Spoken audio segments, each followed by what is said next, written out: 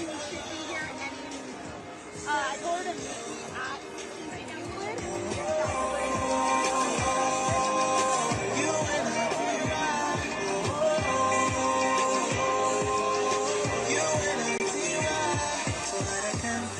Put your hands up, say a prayer for humanity.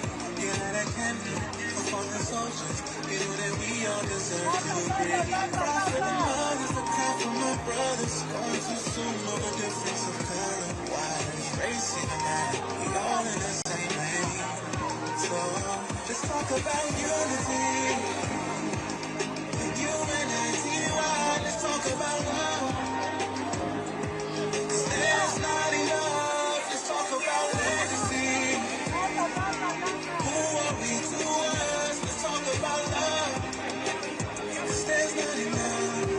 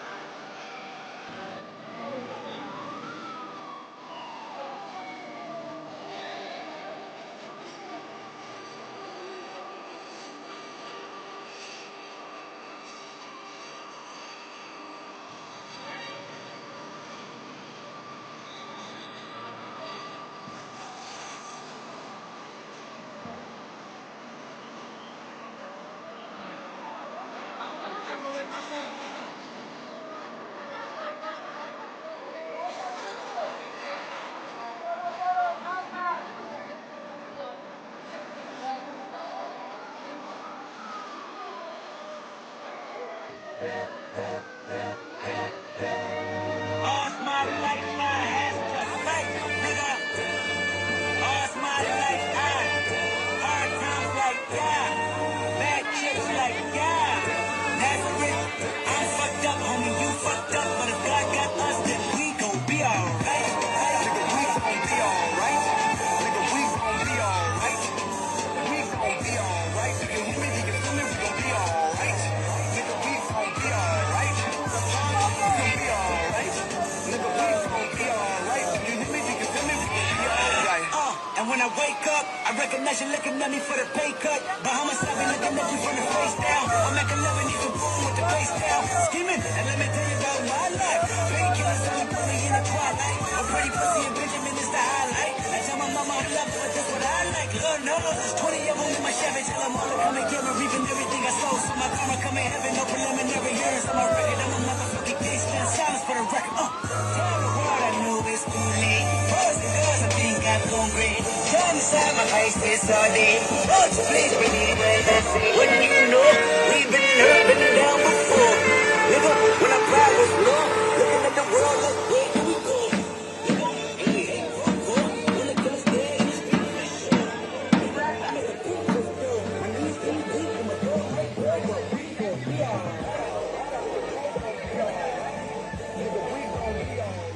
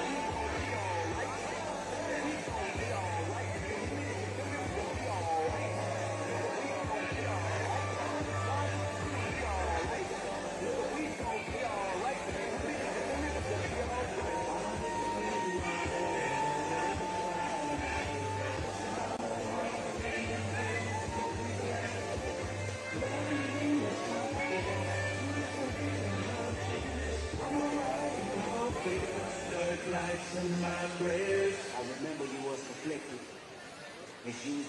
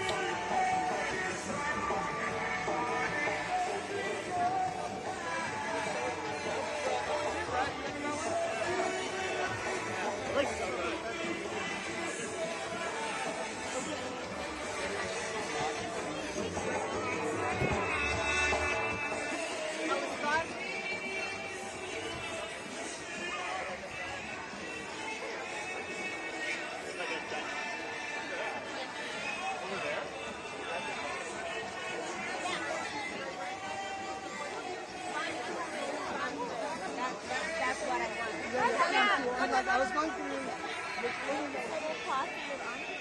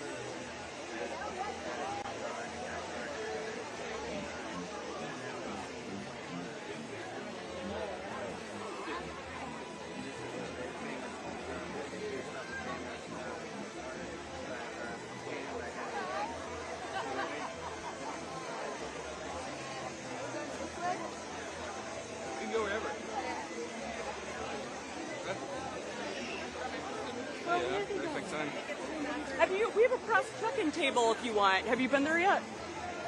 Do you want to come with? I just want to get a picture. I just want to get a picture of that. Yeah. Okay. Yeah. I don't want to get too separated from this. This is sitting right here. Oh, okay.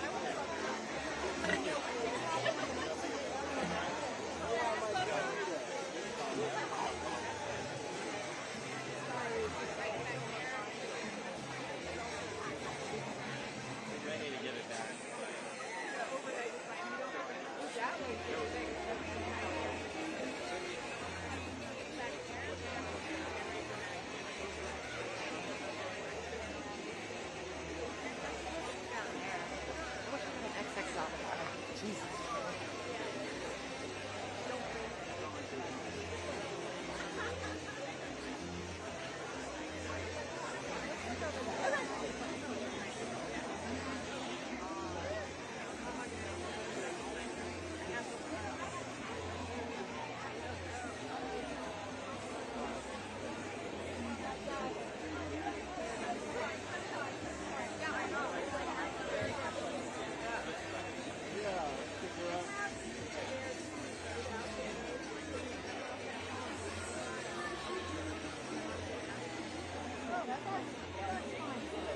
Slide in the backpack for now? I would love to, but I don't think it'll.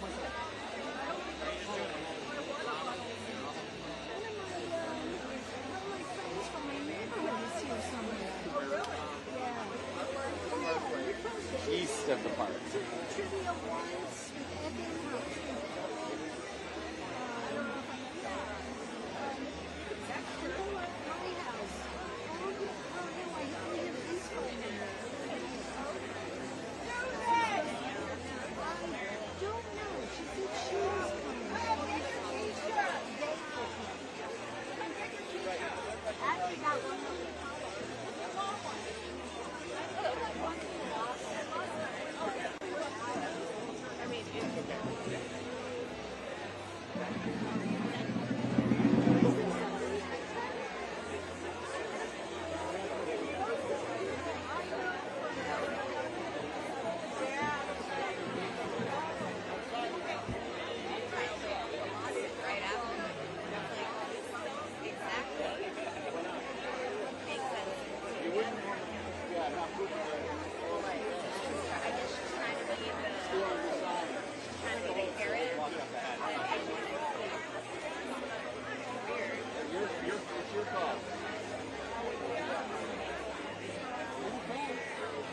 Just looks like everybody was walking around in circles. You want to walk that way, or we'll go? Okay.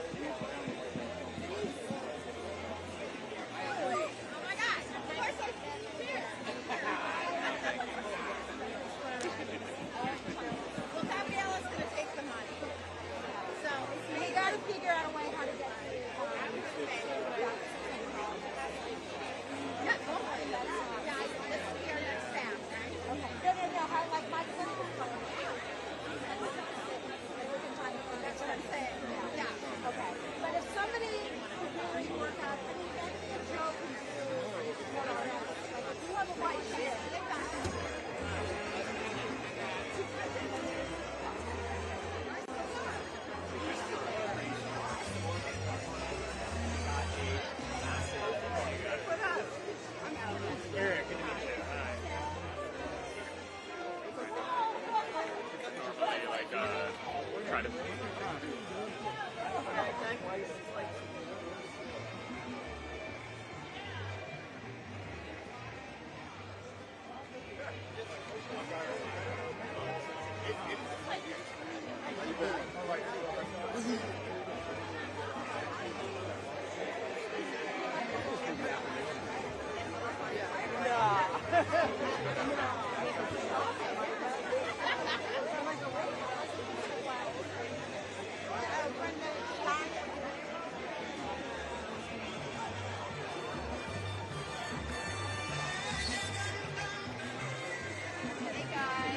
Hey, hey.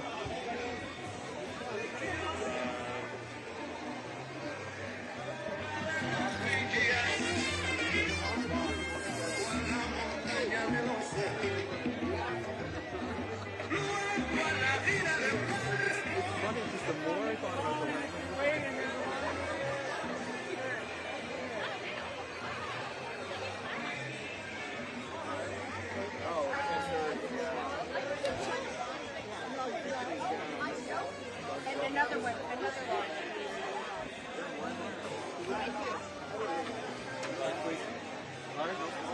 Is it expiring? You want a large? That would be great. Thank you so much. I only have a medium. That's great. Thank you. Have a small. Have a You small. have a small? Is that what you want? Yeah. Thank you, guys. So much. Good morning. Hi. Thank you so much. Thank you. Is she small? Thank you so much.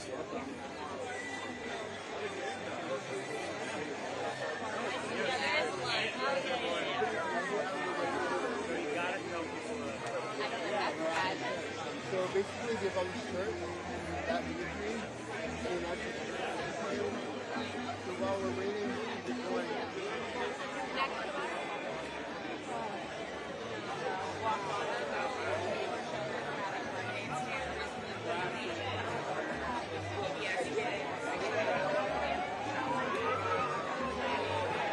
And believe it or not, this thing is really, when I'm walking through a walking stand, it's actually really good.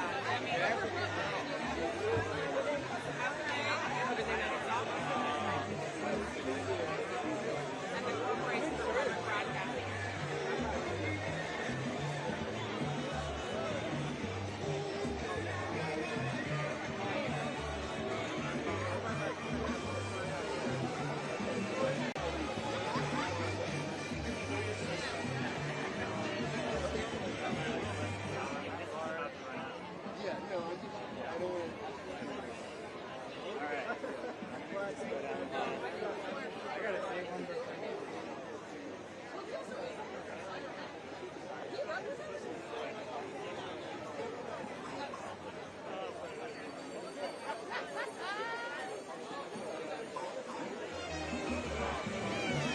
All right, people diligently wait in line.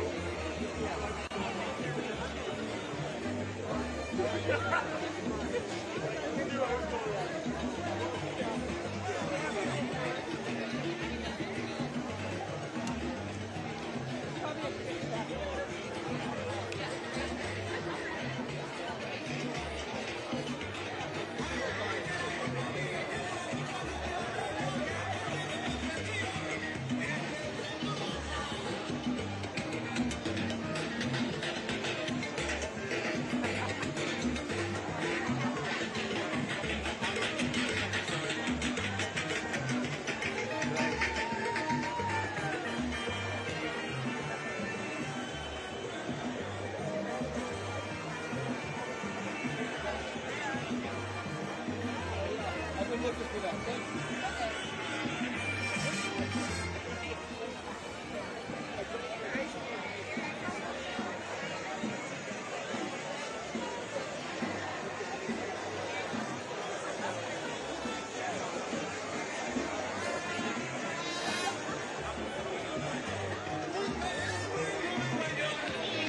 This I love.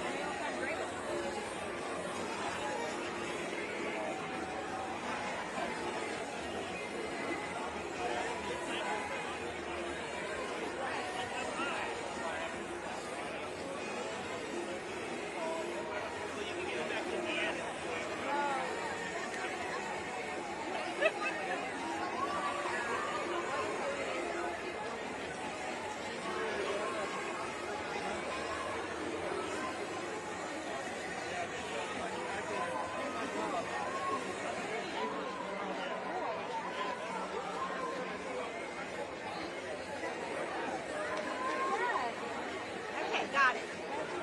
Now I will not be found ashamed. Like, I'm going to see this for, like, have a rally at the end in front of the White House.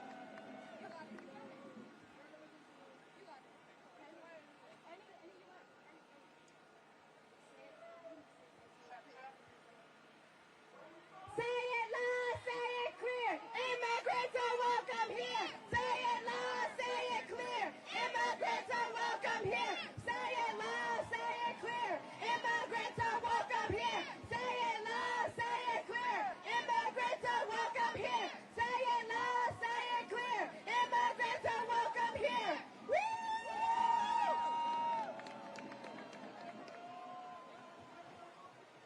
Hello, everyone. My name is Lonnie. I'm here representing United We Dream Action, coming all the way from Cincinnati, Ohio today. So for this chant, if everyone can repeat after me and let's go through it, okay?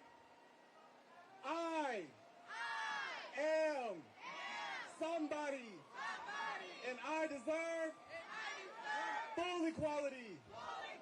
Right here, right now, right here, right now. My family is somebody, and we deserve full equality.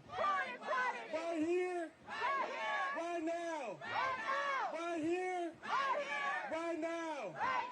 Young people are somebody, and they deserve full equality. Right here, right now, right here, right now.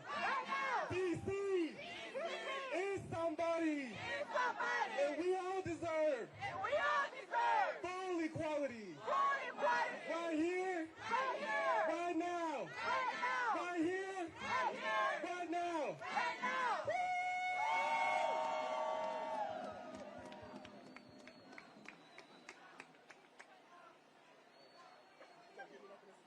Sí se puede, sí se puede, sí se puede, sí se puede. Un pueblo unido jamás será vencido.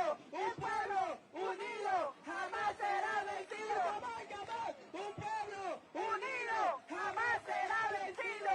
Un pueblo unido jamás será vencido. ¡Se puede, no se puede! ¡Sí se puede! ¡Se puede, no se puede! ¡Sí se puede! ¡Se puede, no se puede! ¡Sí se puede! ¡Se puede, no se puede! ¡Sí se puede! ¡El pueblo unido jamás será vencido! ¡El pueblo unido jamás será vencido! ¡El pueblo unido jamás será vencido! ¡El pueblo unido jamás será vencido!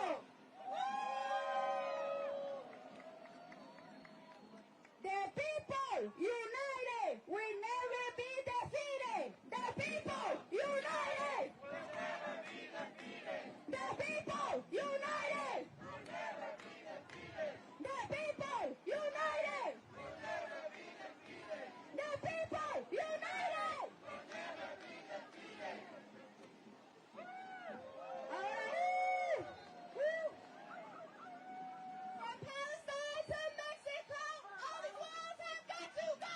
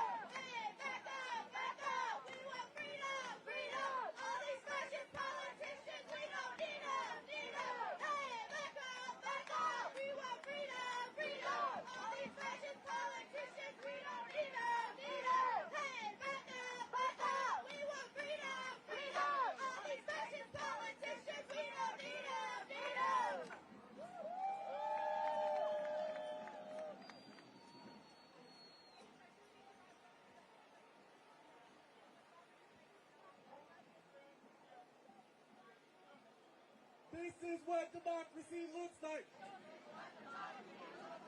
me what democracy looks like. Show me what democracy looks like. Show me what democracy looks like. This is what democracy looks like. Show me what democracy looks like. This is what democracy looks like. Show me what democracy looks like. This is what democracy looks like. How do we get it? Let's go for statehood. That's the way to go. We tried everything else. We gotta DC statehood. Say DC statehood. Can we say DC statehood? DC statehood. Unless we are a state, we have no power. DC statehood, where we're going. Join the group next week as we go through the Rayburn building, asking for statehood. DC statehood. DC statehood. DC statehood. DC statehood. DC statehood.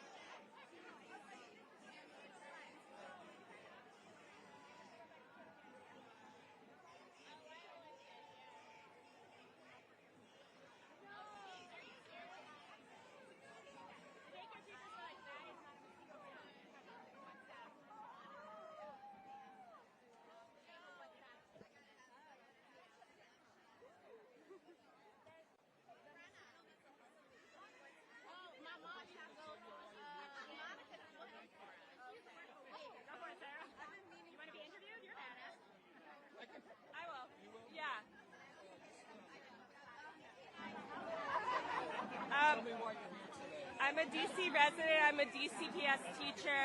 I'm seeing the effects on my community. My students are terrified to come to school. My students' families are afraid to leave their house because of ICE.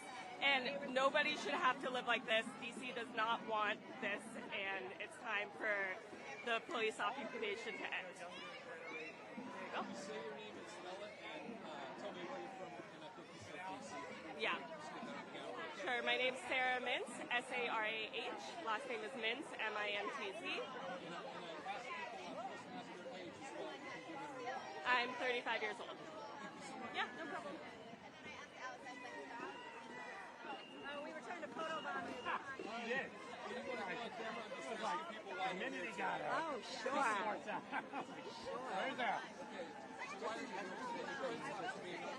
Okay. So I'm here because I'm disgusted with what's going on in our city, and we're a group of social workers really working really hard to bring peace and strength to families and to kids and to immigrants, and we feel like the whole city is being undermined. We don't want this. We don't need this. We want to tell them to get out of our city. We got this. We put our beautiful sign on. Oh, yeah, I'll get a shot of it. Okay.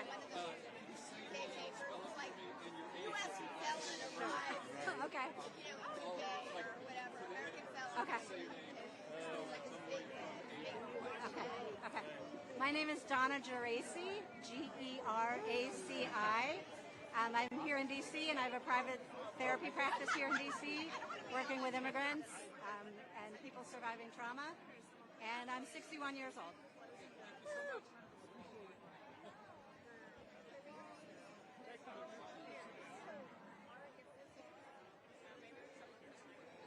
Oh, he wants to get up.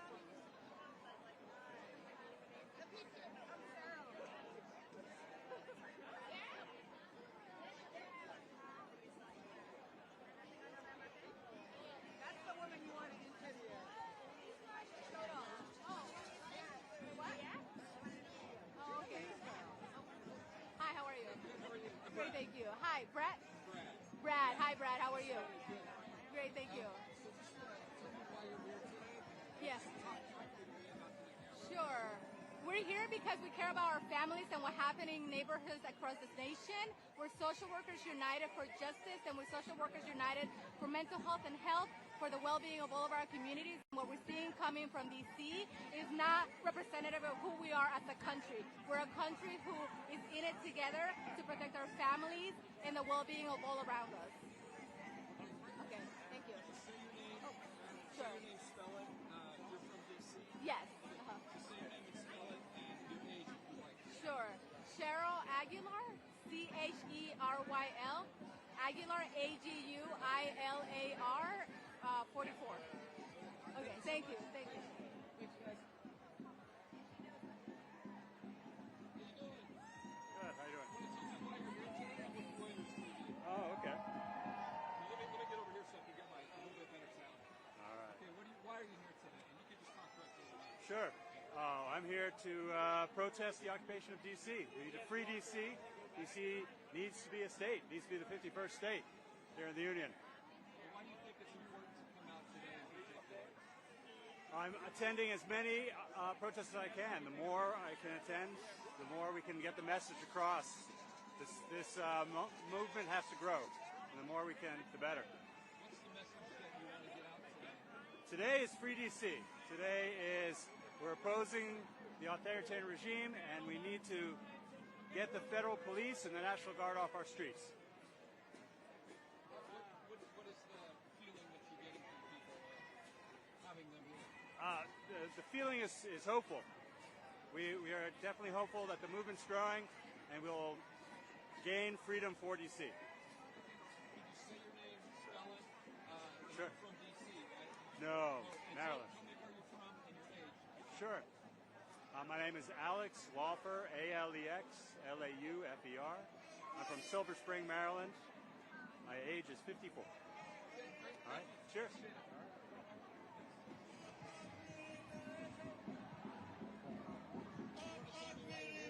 Yes, of course. Right here. Okay.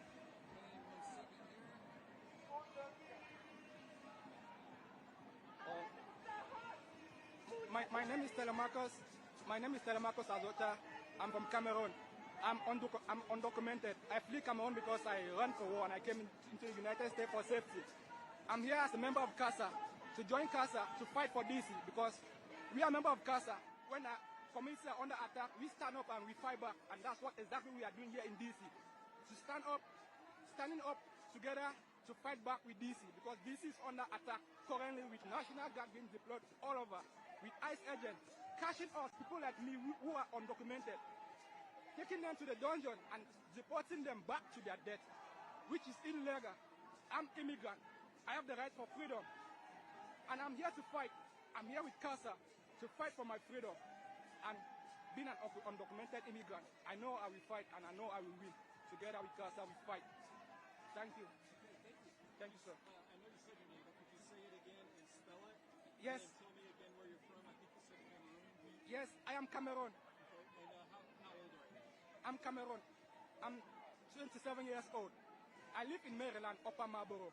I got into the United States. I got into the United States in October 2023. I've been an immigrant here. I've lived in the United States for a very long time, living good, no issues. But now I'm currently on that threat, and I'm scared to return to my country because I run from my country from war, and if I'm being deported there, I will definitely die, and I don't want to go. The United States to kill me, not sending back in my country. I'm undocumented. I'm here. I'm being scared by ICE, but I need to stand up and fight back because when we fight, we win. Thank you. And if you could spell your name for me, I'm not sure if I got it. Okay, my name is Telemarcos.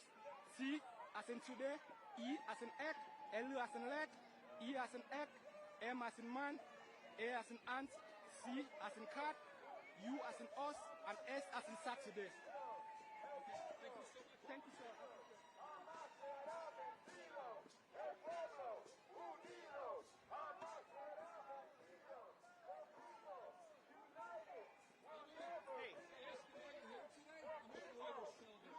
I'm here because I've lived in D.C. since 1989, and it's about as corrupt as it's ever been. It's a corrupt town. It's crazy corrupt right now. What do you want people to hear today? What do you want people to get out of this? That there's self-rule, home rule, and we can take care of our stuff without having to have the National Guard come in and tell us what to do, or the president, never mind. So we've been managing it pretty well. Not as great, but you know, it's we don't need President Trump and the National Guard here, for sure. That's the message. Okay. Sure. So Brian, B-R-I-A-N, Cusick, C-U-S-I-C-K. I live in Mount Pleasant, D.C., up the road, and I'm 59. Yeah.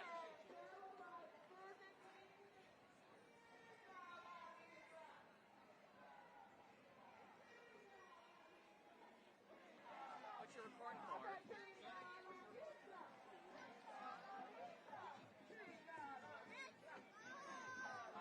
Sure. Is this like, what is this for? Like, what is water?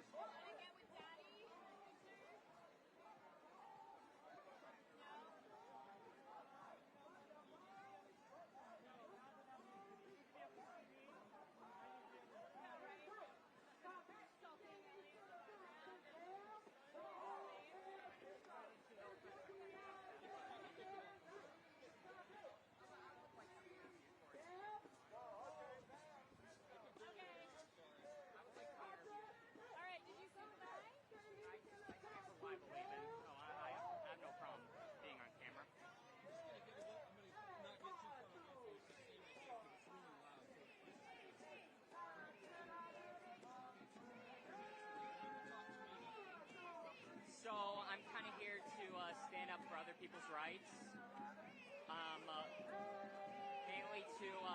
mainly to help protect others of not just my kind but other people.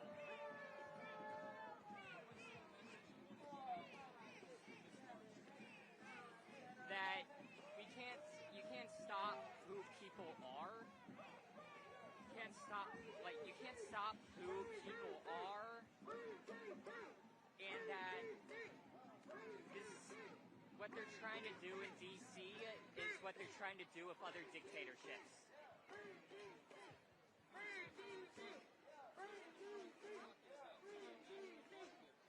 Yes.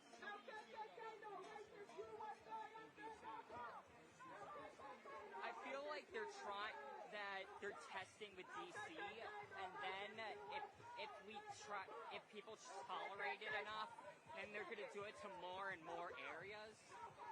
So we have to stop it while we still can before they start expanding to more and more areas.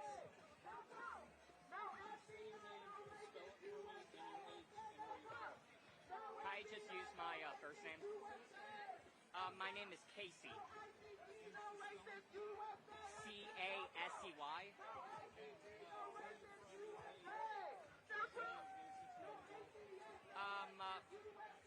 Nah, I'm good. No ATF, no racist USA. No Trump. No ATF, no racist USA.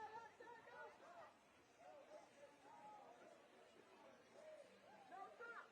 No ATF, no racist USA.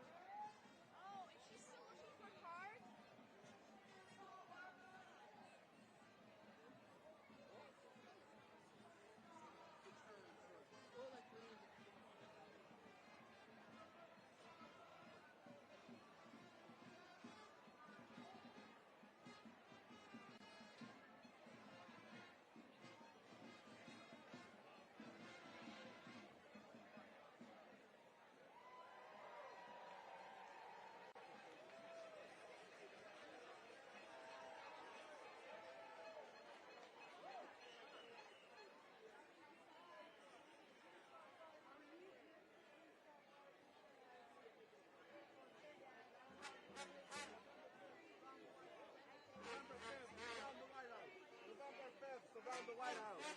It is not over, so we say it's over.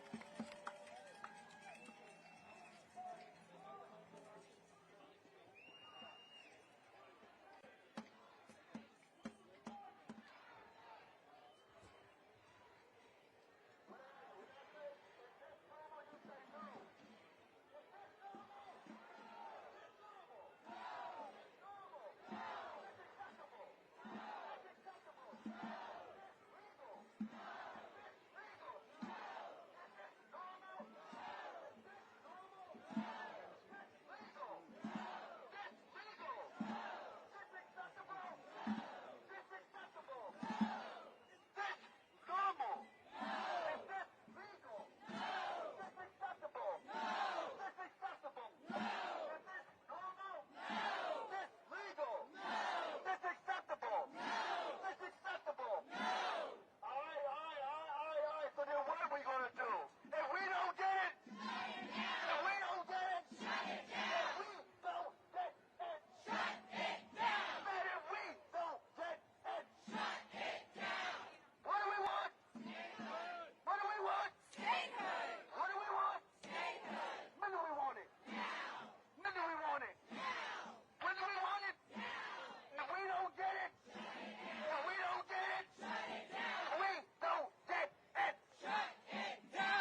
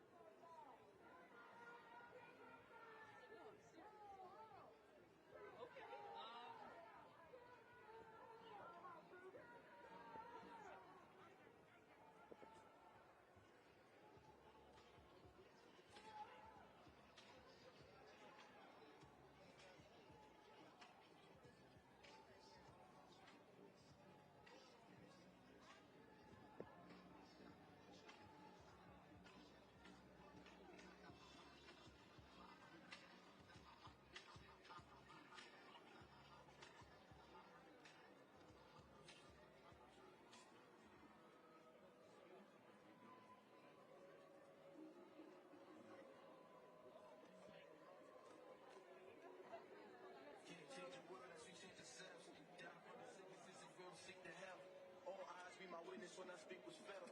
Full house on my hands, the cards I was dealt. 3 K's, 2 A's in America. I'm just a black space born out the nebula. And everything I do will say today is worthwhile. We for sure inspire action in your first child. I begin my first now. Sometimes I speak and I feel like it ain't my words. Like I'm just a vessel telling inside this universe. I feel my ancestors and rest of the side of me. It's like they want me to my chance and change society. But I do my cool about it. Tell me where I start. My destiny without it when I get to find my heart. So to find the super, tell me what it is.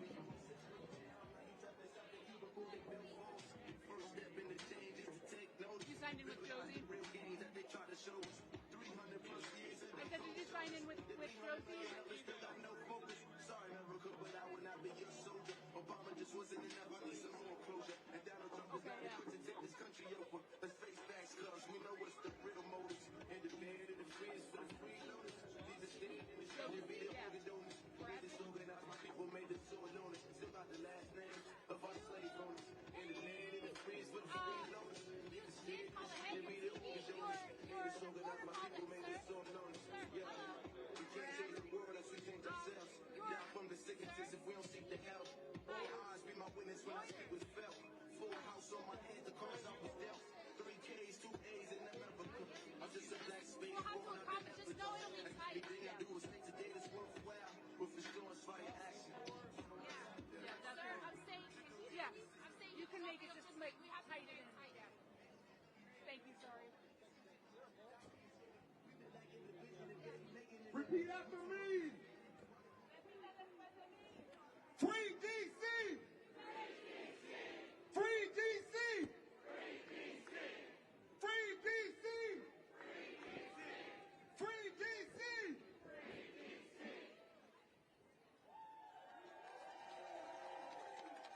All right, I know it's hot, but let's keep this going a little longer, just a little bit. Repeat after me. Free DC.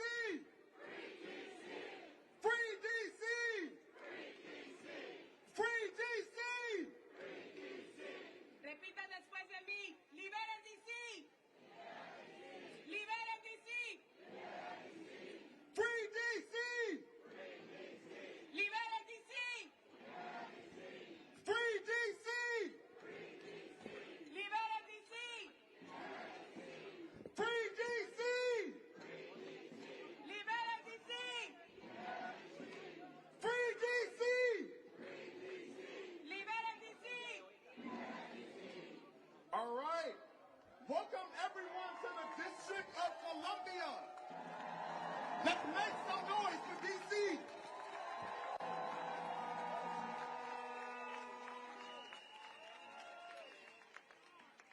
Hagan una gran bulla, hermanos y hermanas, aquí en DC y en todos los Estados Unidos. La lucha sigue.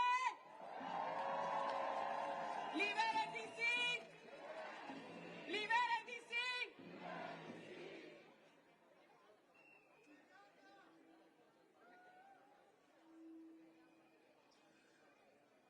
DC is a sanctuary city, and we also know DC is a union town. If you are a worker, make some noise. All right, that's right. My name is Preston Mitchum. I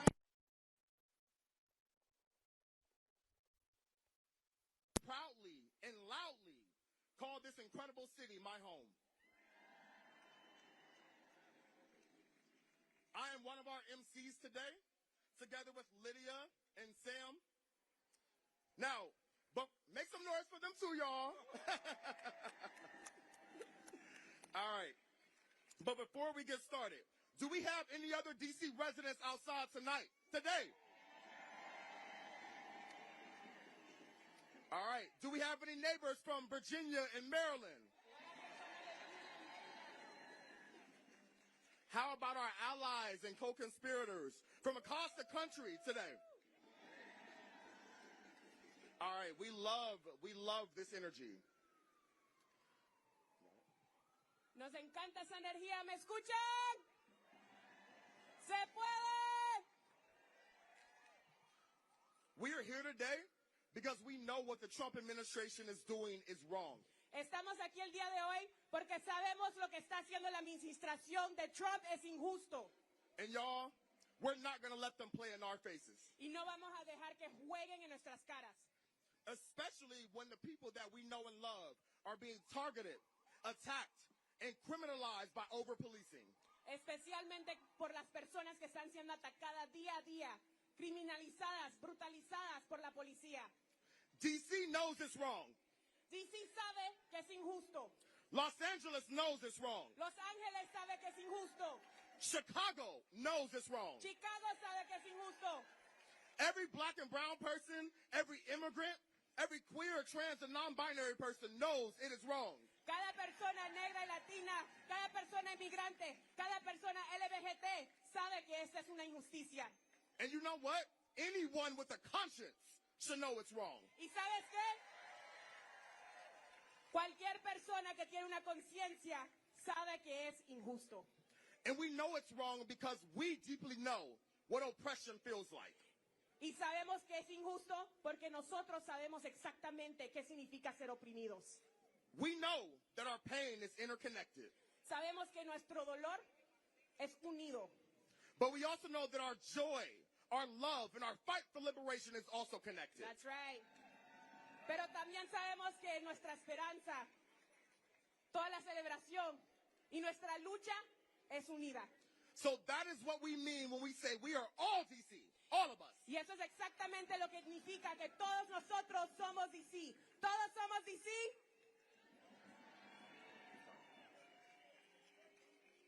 As you hear the stories today, and their beauty, and their pride, and their righteous indignation, know that these stories will someday happen to all of us. And when you feel hope and joy today, know that hope and joy belong to all of us. And we all have a right to that feeling. That's right. So to get us started on that vein, let's hear from my fellow MC, Lydia Walder Rodriguez, the Chief of Organizing and Leadership for CASA. ¡Liberen D.C.! ¡Liberen D.C.! Mi nombre es Lidia Walter Rodríguez y soy la directora de Organizar y Liderar con CASA. My name is Lydia Walter Rodriguez and I am the Chief of Organizing and Leadership with CASA. I am a proud immigrant from Panama.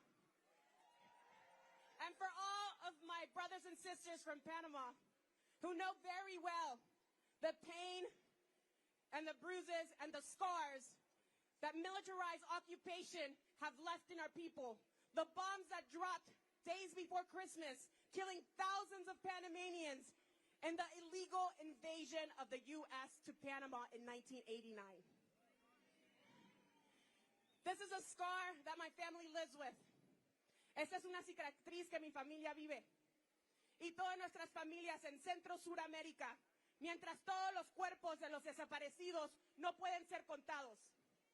All of our families in Central and South America who are still mourning the deaths of the toll that can't even be counted. We are here today to say no more to militarized occupation.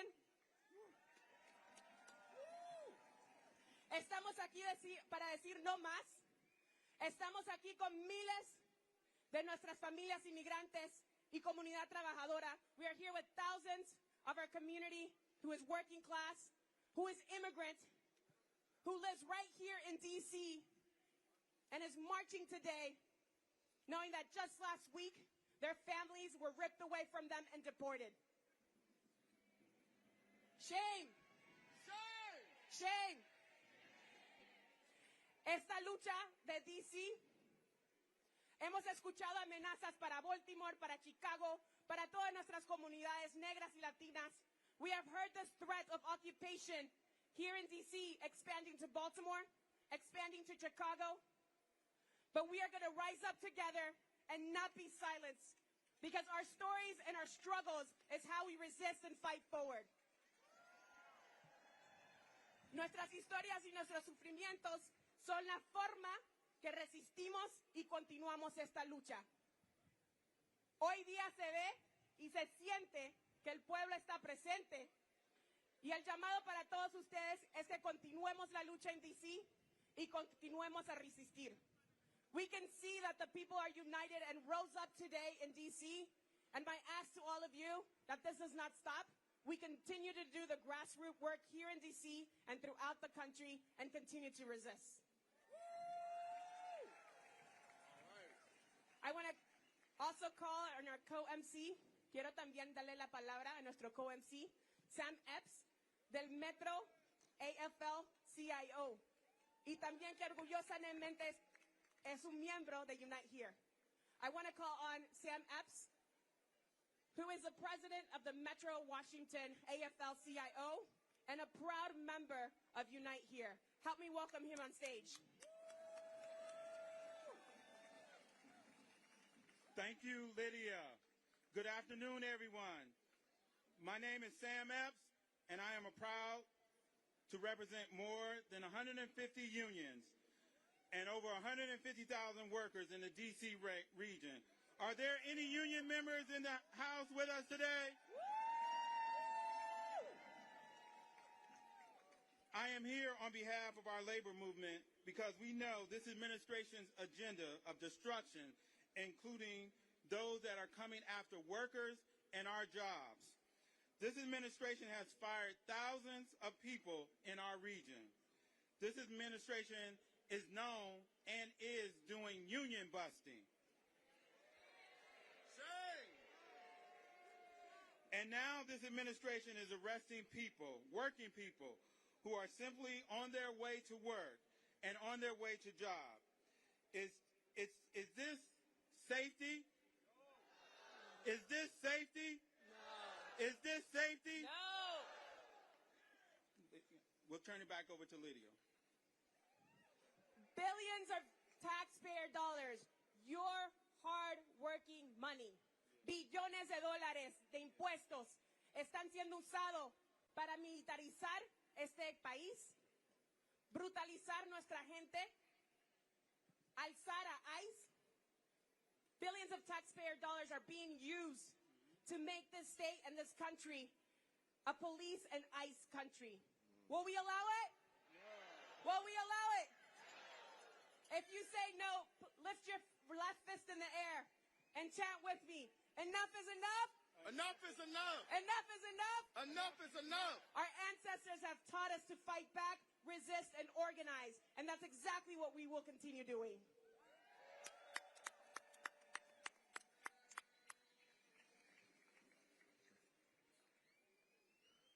From D.C. to Palestine, we must end occupation. That's right. D.C. is rising up against this administration, and we are taking the nation with us. Why? Because we are all D.C. We are all D.C.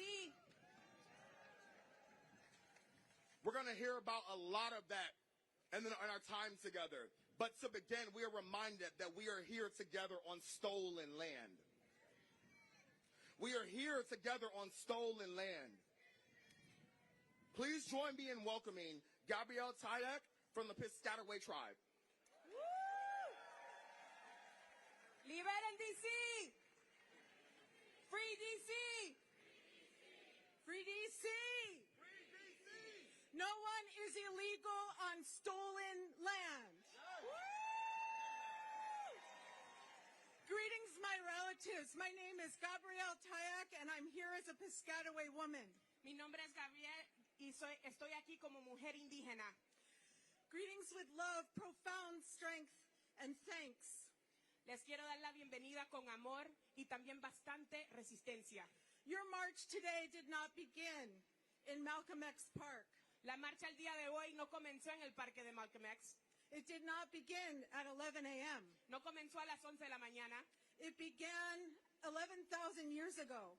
Comenzó más de 11,000 años. It began 400 years ago. Comenzó más de 400 años. In a place called Nacotchtank. En un lugar que se llamaba Nacotchtank. Anacostia. Anacostia. Now known as Washington, D.C. Ahora que se llama el distrito de Washington. It was a place full of families like all of ours now. Era un lugar lleno de familias, como todas las familias ahora mismo. A beautiful living river that we call the Potomac, the river of life. Un río hermoso que llamamos el río de vida, el río del Potomac. The forest full of breathing air and oxygen.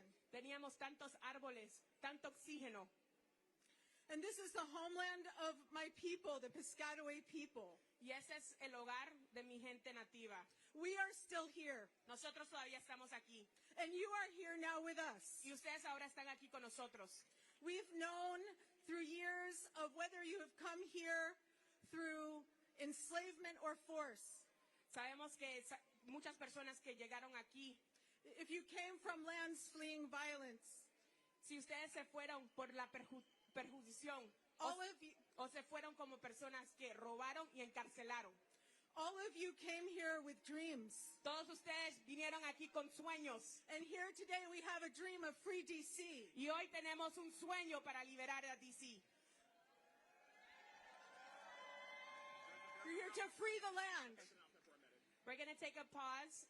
We need a medic right here to the right. Vamos a tomar una pausa. Necesitamos un médico aquí atrás. We need a medic here in the back. Repeat after me. We need a medic. We need a medic. Here in the back. Here in the back. We need a medic. We need a medic. Right here in the back. Right here in the back. We need a medic. We need a medic. Right here in the back. Right here in the back. We need a medic. We need a medic. Right here in the back. Right here in the back. We do need a medic right here in the orange tent. Repeat after me. We need a medic. We need a medic. Right here in the orange tent. Right here in the orange tent. Thank you so much.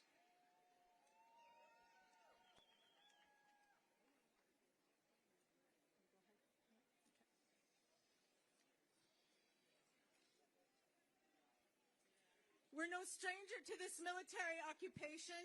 No somos extraños a esta ocupación militarizada. In 1666, en el año 1660, there was a treaty that was signed by the English occupiers. Había un contrato que fue firmado por los ingleses with the people of Anacostia, con la gente de Anacostia, that we had to throw down our arms and announce ourselves, que teníamos que dejar nuestras armas y anunciarnos como pueblo, or we would be responsible for our own murders at the hands of the colonists.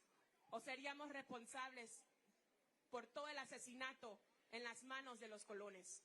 They said that we would be responsible for violence done against us just because they couldn't tell one of us from another. Nos decían que iban a ser responsables de la violencia, que ellos nos iban a hacer a nosotros, porque ellos no podían distinguir quién era quién en nuestras tribus. Just like today, criminalizing black, brown, indigenous people, people that are witnessing, people of conscience. Como el día de hoy, la criminalización y el acoso a las personas negras, las personas latinas, las personas indígenas. So from that time of 1666, desde este tiempo del 1660, to a movement called the Bonus Army, hasta el movimiento, the Bonus Army, to the March on Washington, hasta las marchas que hemos tenido en Washington, to Black Lives Matter Plaza, to Black Lives Matter Plaza, to today, hasta here. El día de hoy, aquí mismito. We must be brave. Tenemos que ser valientes. We must be true. Tenemos que ser verdaderos al uno al otro. We speak with one voice. Hablamos con una voz. We speak with one heart. Hablamos con un corazón. We speak with one spirit. Y hablamos con un espíritu. All of you are welcome here. Todos nosotros estamos bienvenidos aquí. ICE, you are not welcome here. ICE, no tienes libertad aquí. Federal forces, you are not welcome here. Policía Federal, no estás bienvenido. Bounty hunters, you are not welcome here.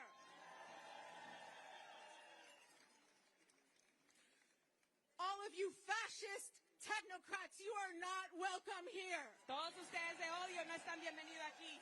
No kings are welcome here. No están reyes, no están bienvenidos aquí. Free the land. Libéranos a todos. Free all of us. Libéranos a todos. We are all DC. Todos somos DC. All relatives, homatakuyasin. Todos somos DC.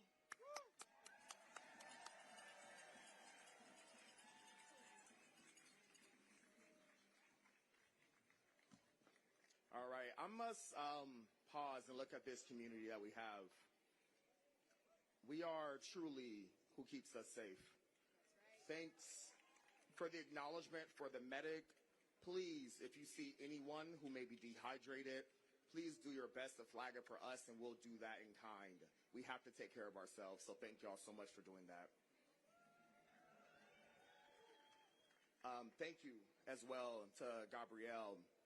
I would like to take a moment of silence just to recognize the ancestors on the land of which we stand.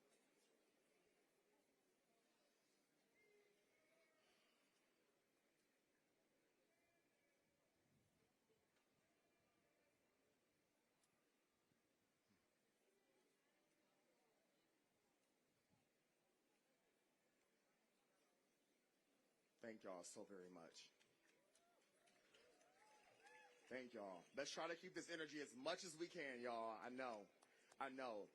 But if our fascists will have the energy to oppress us, right, we will keep the energy going to make sure that we do that shit right back. That's right. That's right. Right? And now I get energized when I get to introduce this next person. All right. I'm so happy to welcome my sister to the stage, a woman who is DC. That's right. Who dedicates her entire life to all of you and to the liberation specifically of Black people and Black communities. Let's hear some noise for my friend and my comrade, Nene Taylor, the executive director of Harriet's Wildest Dreams and the co-founder of Free DC.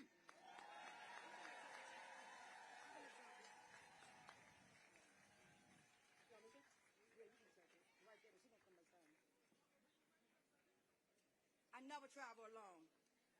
Hers Wildest Dreams got this thing say we go together, especially in these times. Nunca estoy sola.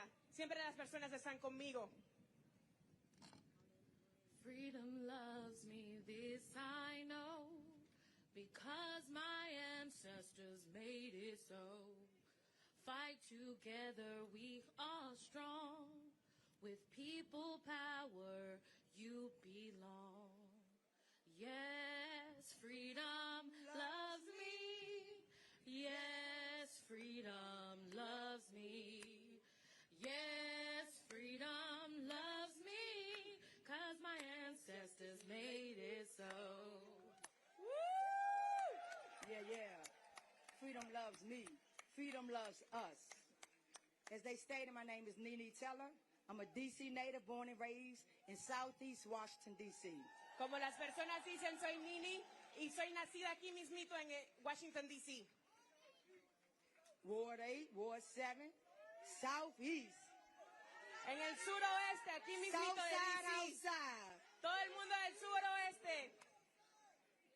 Black people, I need to take this time and talk to you, my sisters, my brothers, my nieces, my nephews, my cousins. Mi comunidad negra, quiero tomar el tiempo para hablar con ustedes. Mis sobrinas, mis hermanos, mis hermanas, mi familia. Remember who you are. Recuerda quién es. They want to bury us. Ellos quieren enterrarnos. Yet they keep forgetting that we are seeds of our ancestors. Pero se les olvida que nosotros somos semillas de nuestros ancestros. We are the roots and foundation of DC. Nosotros somos la raíz de DC. We built this city brick by brick, block by block, blood, sweat, and tears. Construimos esta ciudad pie por pie en todas blocas con sudor y también con sangre. From Innicosia to Shaw, de todos los rincones de esta ciudad. From Bury Farms to U Street. It's our labor, our brilliance, our black bodies that make Chocolate City. That's right. Es nuestra labor, nuestros cuerpos que construyó nuestra ciudad negra. From fish fries to chicken wings with mamba sauce to the go-go swing. Desde la comida, la cultura y hasta la música.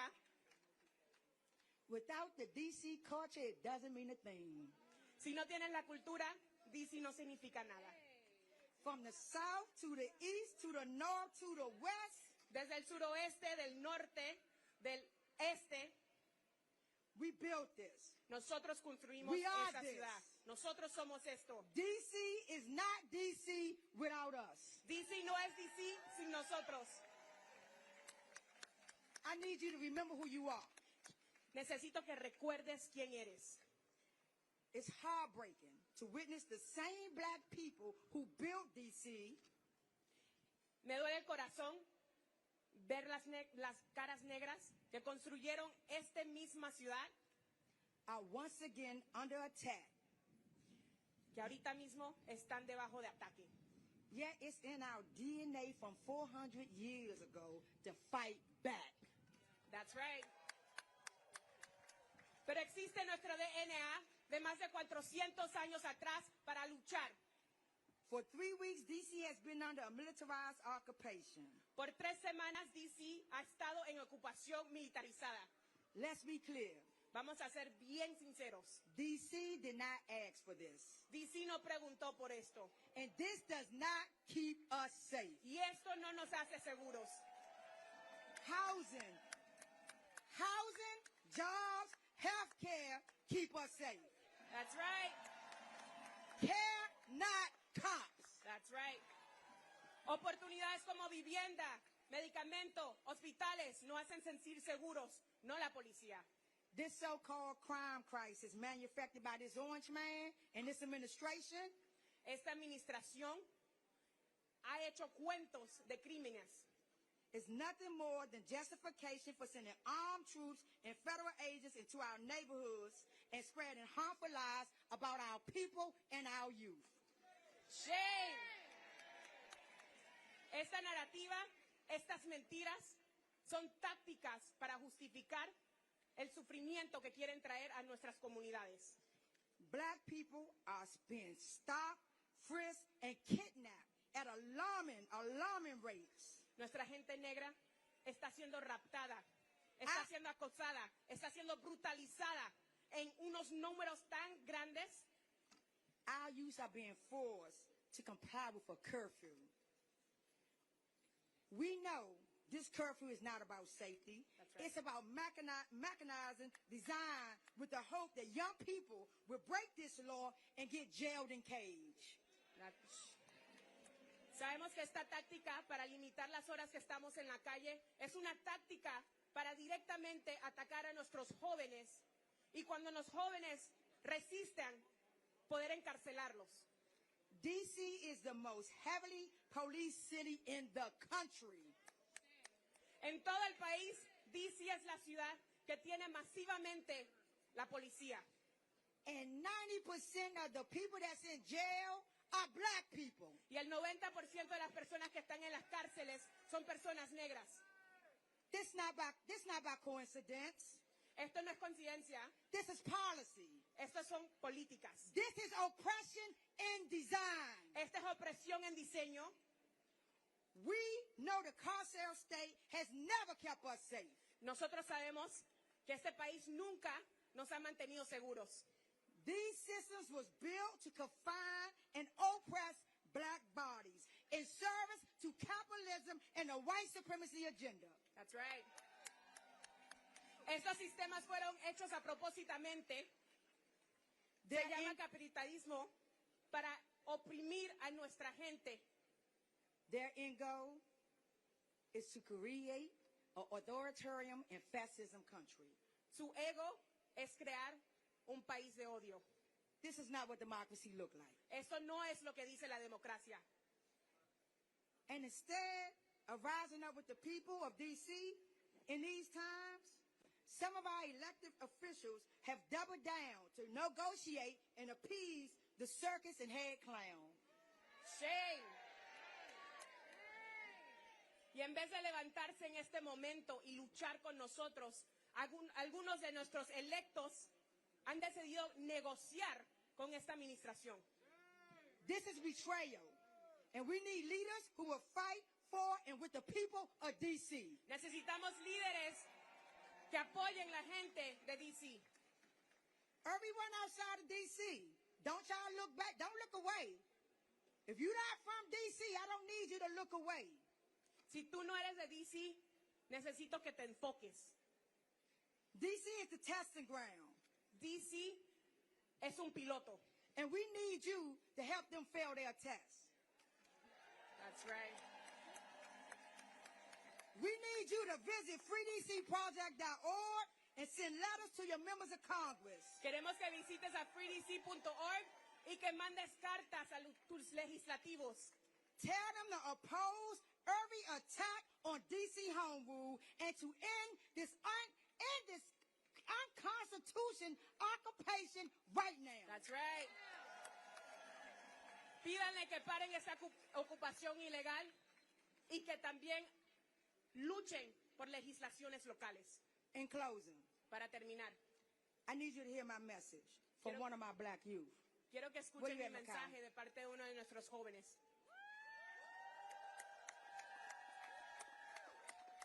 I want to be clear. Quiero ser muy clara. I do this work for my recent granddaughter Sloan and our black future generation. Yo hago este trabajo por mis nietos y nuestras generaciones del futuro. And this is a message to my babies. Y ese es un mensaje para mis nietos. May my faith and my strength encourage you to have no fear. Que mi espíritu, lucha y valentía te dé fuerzas. If you hear or see those enslaved catchers coming your way, you keep going. Si tú ves las fuerzas de odio, continúa a luchar. If you see those guns and tear gases and handcuffs in your community, you keep going. Si ves esas armas, esos tanques en tu comunidad, sigue adelante. If they shout and try to dehumanize you, don't you look back. You keep going. Si ellos tratan de quitarte tu humanidad, continúa adelante. Don't you let them take your self-worth, your dignity, or your joy. Nunca dejes que te quiten tu espíritu y tu felicidad. Don't you ever stop. Nunca pares. If you want to taste the freedom, si quieres libertad, you look to the sky. You look to that sky. Miras al cielo. And don't you comply. Y nunca dejes de resistir. You keep going. Continúa a luchar. You free this land. Libera esta you tierra. Free our people. Libera a nuestra gente. And you free us all. Libéranos todos. You free DC. You free DC. You free DC. You free DC. You free DC. Free DC. Ashe.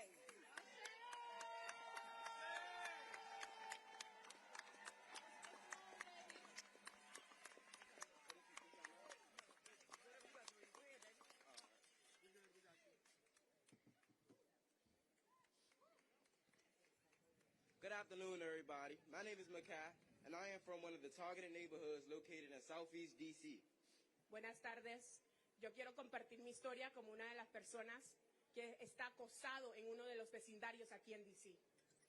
These federal agents have been coming around my community several times a day for about a few weeks now. Estos agentes federales están circulando mi comunidad por varias semanas. Sending dozens of federal agents into low-income neighborhoods isn't doing anything but causing pure chaos, both inside and outside of the community. That's right. Mandando agentes federales, lo único que está haciendo es causando terror adentro y afuera de nuestras comunidades. It makes me feel as if they are treating us as if we are wild animals with their choice of tactics. Con las tácticas que han utilizado, me hacen sentir como si nosotros somos animales. These federal agents, masked up in unmarked cars with out-of-state license places, literally blissing these neighborhoods is just pure scary. Estos agentes federales enmascarados en carros que no están marcados. If they're trying to come into dangerous neighborhoods or quote-unquote violent neighborhoods, how is their approach appropriate in any way, shape, or form? Si ellos dicen que están viniendo a comunidades peligrosas, ¿cómo están cómo están haciendo algo diferente usando estas tácticas de odio. I have seen these agents pull up in cars marked with ride stickers such as Uber and Lyft and scope out my neighborhood before they blitz with artillery so heavy it could rip through houses. He sido testigo de estos agentes sacar a personas de Ubers y de Lyfts y también estar tan armados que pueden estallar tantas casas. One day, I was just getting home from work when I seen the DEA, ATF, FBI, and MPD come into my neighborhood and start harassing a black man for sharing a seat with somebody, fully violating his Fourth Amendment.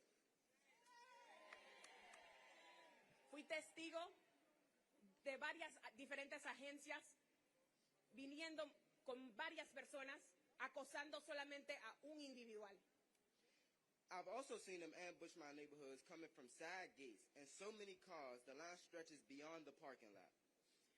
He también sido testigo de las diferentes tácticas en las formas que están viniendo en todos lados de mi vecindario. You would think that that's enough for them, but no, they also started jumping gates from the whole opposite side of the parking lot. Pensarías que eso sería suficiente para ellos, pero también hasta lo he visto saltando cercas para encontrar personas. I don't think blindly coming into neighborhoods just to find a reason to incarcerate someone is considered helping the community or cracking down on crimes. It's actually creating new crimes just to convict anyone. Yeah, that's right.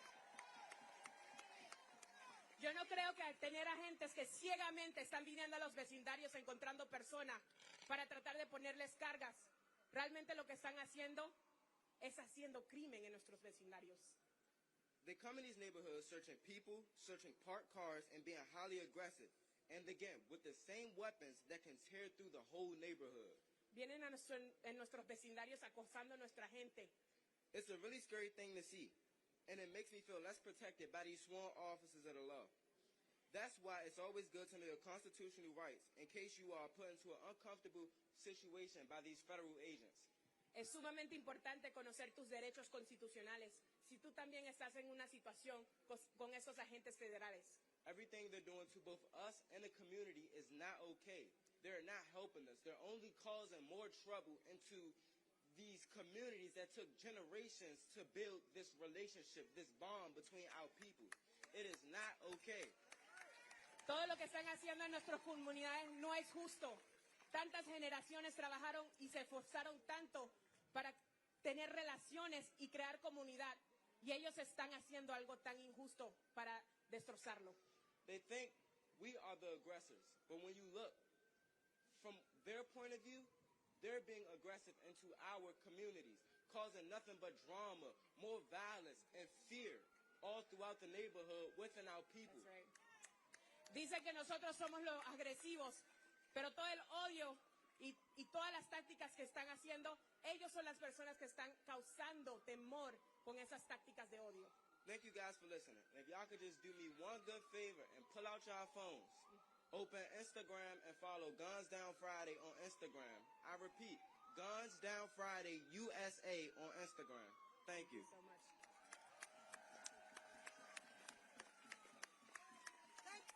Thank you all, and always listen to the youth. Thank you, thank you, thank you. Free DC! Free DC! Libera DC! Libera DC! All right, y'all. Let's keep it going. Free DC! All right, thank you so much to Nene and to our incredible black youth who do this work in the district every single day. We are here because of them. We should be here because of them. This is not the first time DC has had to fight for our rights.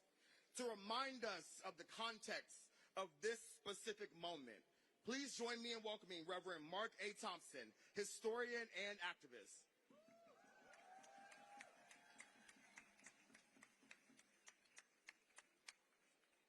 Liberen DC! Liberen DC! Free DC! Free DC! Free DC! Free DC! The people united will never be defeated! The people united will never be defeated! The people united will never be defeated! The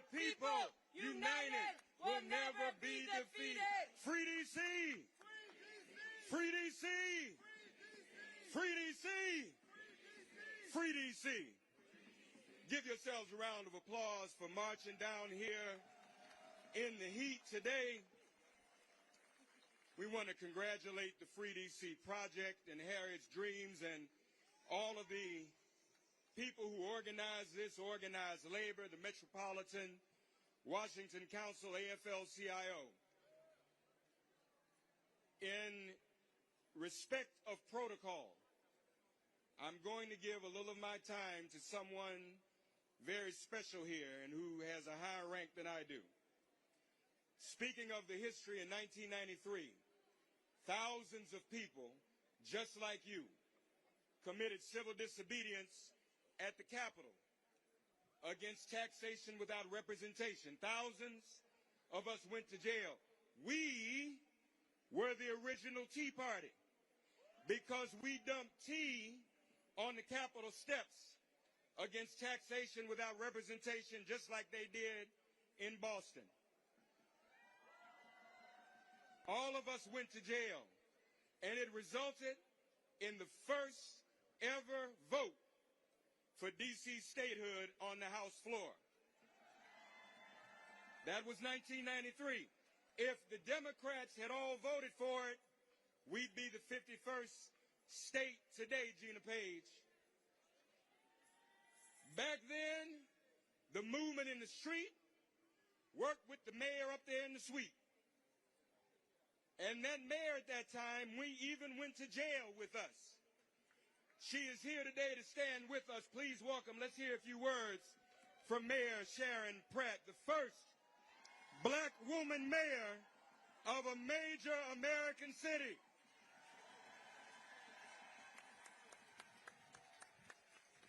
Thank you, Mark. Free D.C. You know, my name, you're right, is Sharon Pratt. I was born and reared in this city. And I actually thought, because I live in the capital of a we the people country, that I too was a citizen of the United States of America.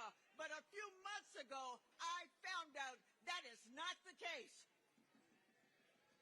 I found out that there are those who have no respect for who we are in Washington, D.C., though we are the home of a we the people government. So how do we turn that around? I think we've got to remember how the heck we ever had a we the people government. Next year, we're going to celebrate on the 4th of July 250 years of this country. What are we celebrating? Are we celebrating the Constitution? No. Are we celebrating the inauguration of a president who happened to be the only one who was elected unanimously? No. We are celebrating the day that 56 individuals put their lives on the line and engaged in an act of treason against the Great Britain when they said, I'm not going to accept the abuse, the disrespect of a distant, insensitive king.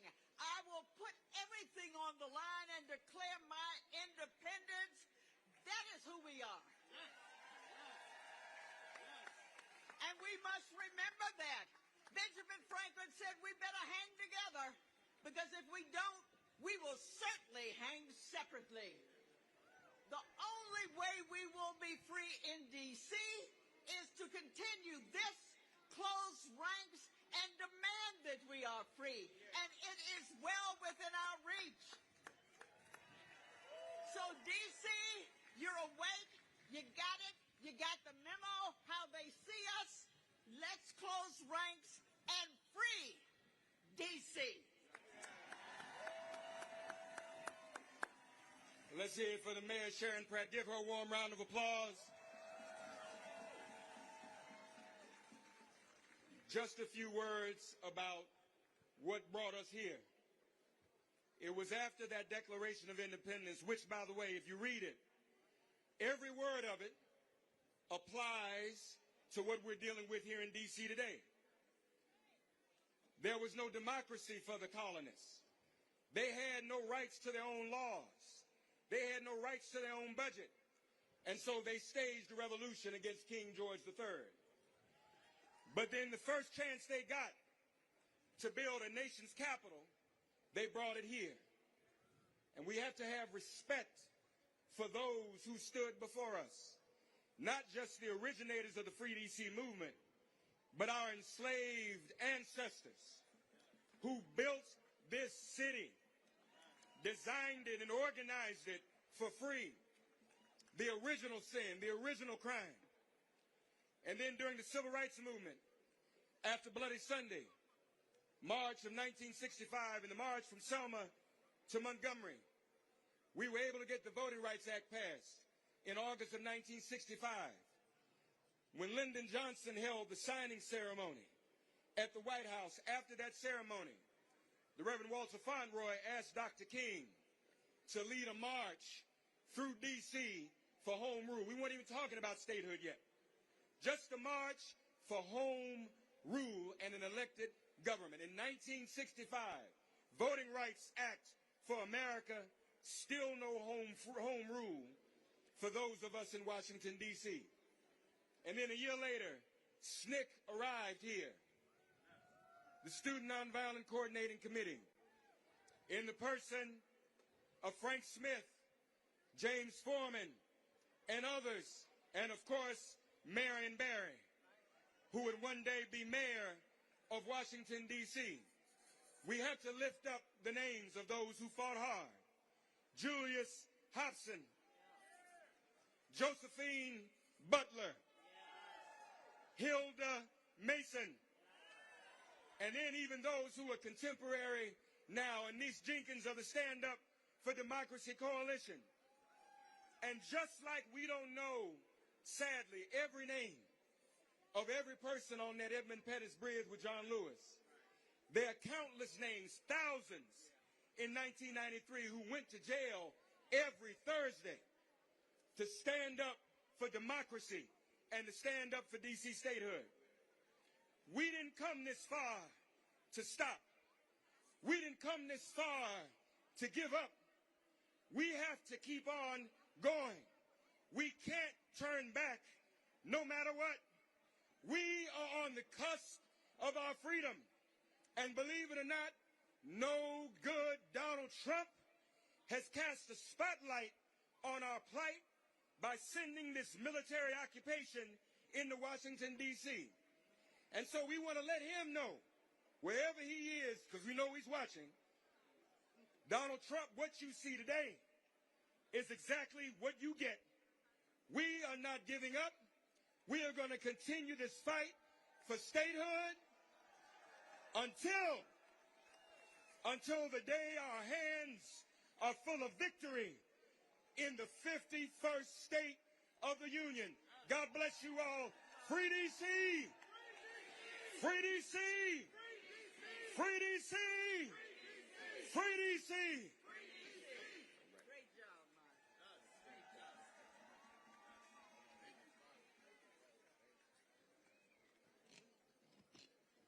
Thank you, Reverend Thompson. As we struggle to confront this moment, our faith communities are rising up to meet this moment. And I personally witnessed this at the First Baptist Church of Deanwood this week. And it has been repeated all over this city, every ward. And so I would like to invite Reverend Keith Bird of Zion Baptist Church and leaders of the D.C. Coalition of Concerned Clergy with other faith networks from across the district to come to the podium.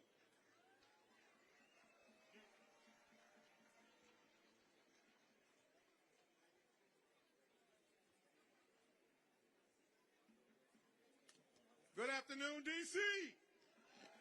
I said good afternoon, D.C. Let's make some noise.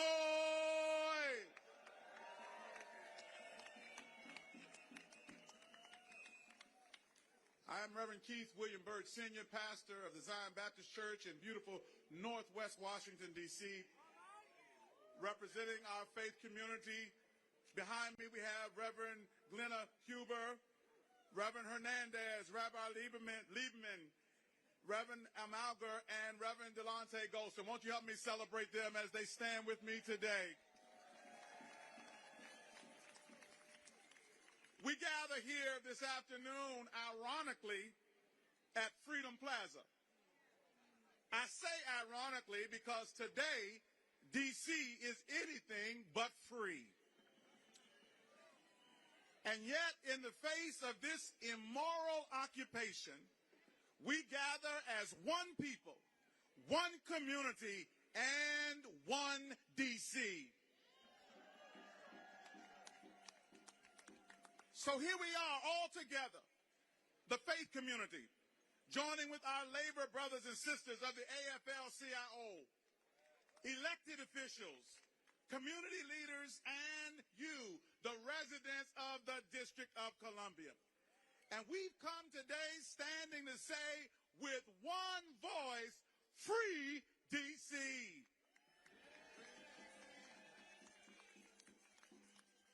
As faith leaders representing the various faith traditions across our city, we stand united to say that this immoral occupation is a violation of the fundamental principles of justice and compassion.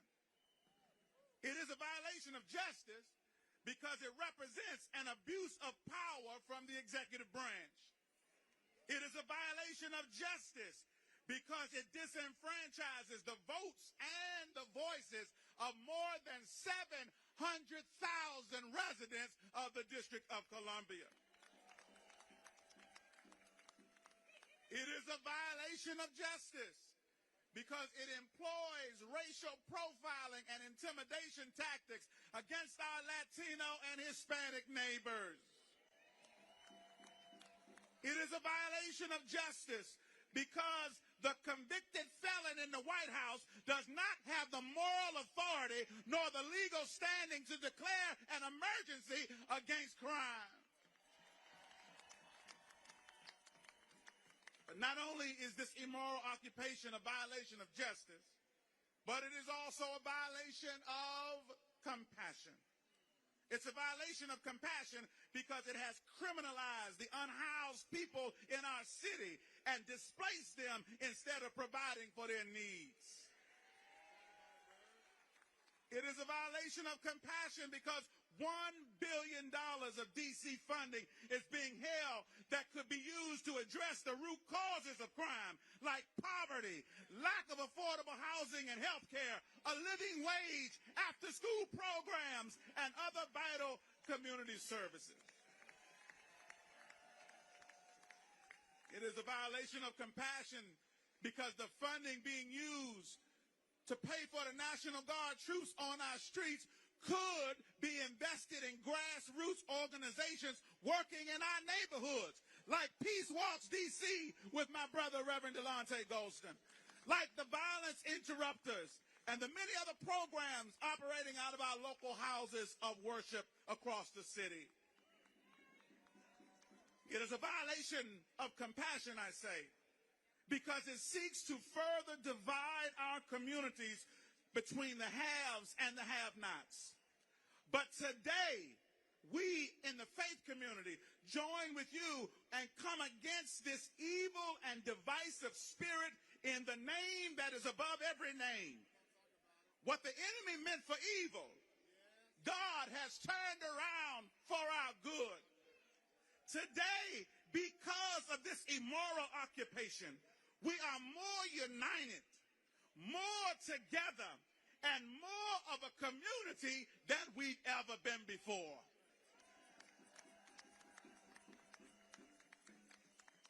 And so we in the faith community have come to declare that God is not pleased with this violation of justice and compassion.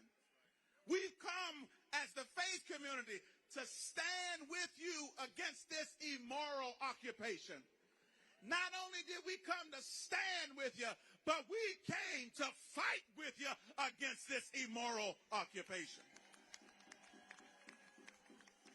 How long are we going to fight? I'm glad you asked. We're going to fight until justice rolls down like rivers and righteousness like a mighty stream. And so together we shall overcome. close with these words from the hymnal in the Baptist tradition, and they simply say this: harder yet may be the fight, right may often yield to might, wickedness a while may reign, and Satan's cause may seem to gain. But there is a God, I said there is a God, who rules above with hand of power and heart of love. And if we're right, he will fight our battle. Fight on, D.C. Fight on, D.C. We shall overcome.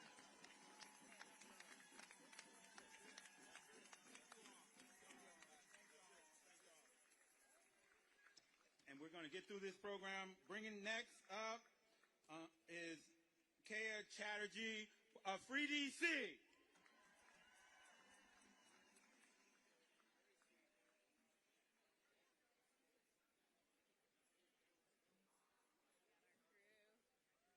right. Is anyone here ready for Free DC? All right. We have heard today about the fight that got us as far as we got, right? That got us home rule. And we are going to have to fight in this moment. But what I want to tell you all today is that we are going to win. My name is Kaya Chatterjee. I'm the Executive Director of Free DC. Can I hear some noise from our Free DC people? So, fascists like this president lose their power when people like us start using our power. And I'm going to tell you the plan right now. This is not just about the next election. There might not be a transfer of power allowed after the next election at the rate this administration is going, right? That's why they're doing the occupation. But when I say we're going to get back power, what I mean is that we're going to use our power as jurors, right? We've already seen our grand juries doing what they need to do. We're going to use our power as consumers, right? We're going to enact economic sanctions on anyone that enables this occupation. We're going to use our power as workers, right? They don't know how to do anything. They don't know how to teach children. They don't know how to pick up trash. They don't know how to do anything. We're going to use our power. And we're going to use our power as community members. And we as community members can either tolerate behavior that we see that is illegal and unjust in our neighborhoods, or we can vocally and visibly reject it. Is that what we're going to do? So we need to use every single tool we have to make this administration's attacks on us difficult and costly. Every day, everywhere. And that is how we will win. So some of the people who have the most tools right now are members of Congress. And we need Congress to do their part. So we need Congress to end this president's racist and white nationalist occupation of D.C., right? They have the power to do that. We need this Congress to get ICE out of D.C. and get the entire federal Gestapo outside of D.C. We heard from our black youth today what that is doing. Do we want them out? We need Congress to get the National Guard soldiers that are scaring our children with assault rifles out of our community. We need Congress to stop all the attacks on D.C.'s governing power.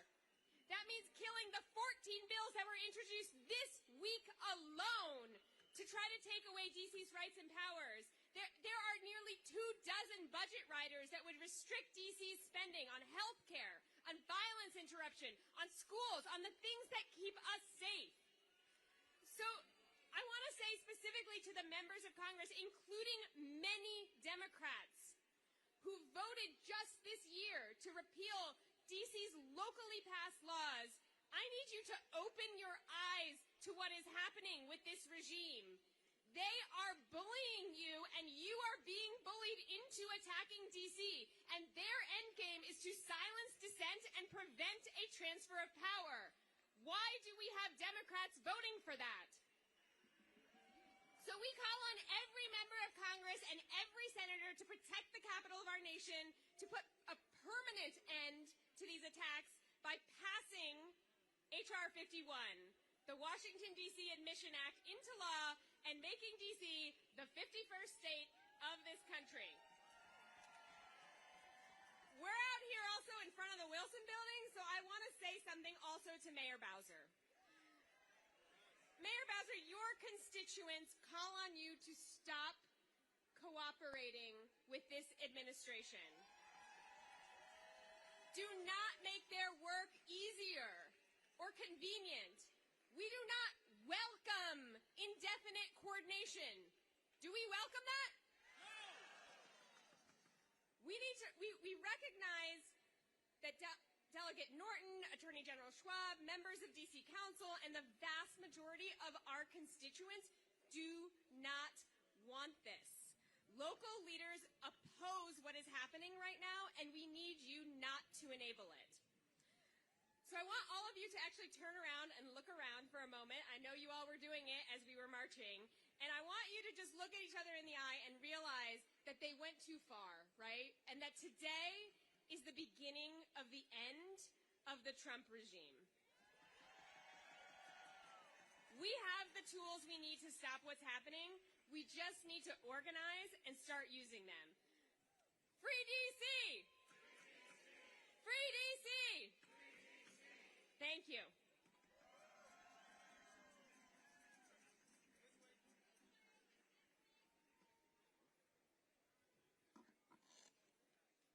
Audre Lorde once said, "We do not live single-issue struggles because we don't have single-issue lives." To my D.C. black and queer beloveds, this fight is indeed our fight too.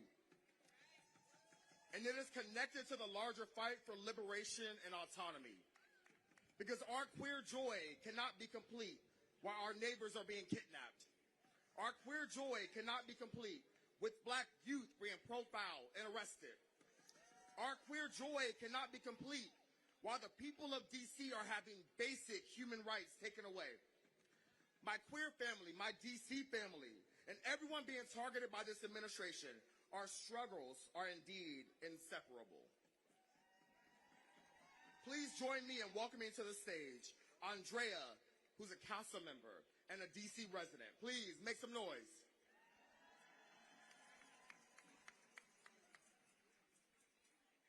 ¡Liberen D.C.! ¡No se escucha! ¡Liberen D.C.! ¡Liberen D.C.! ¡Liberen D.C.! Buenos días. Good afternoon. My name is Andrea, and I am a community organizer with CASA. Mi nombre es Andrea y soy una organizadora comunitaria con CASA.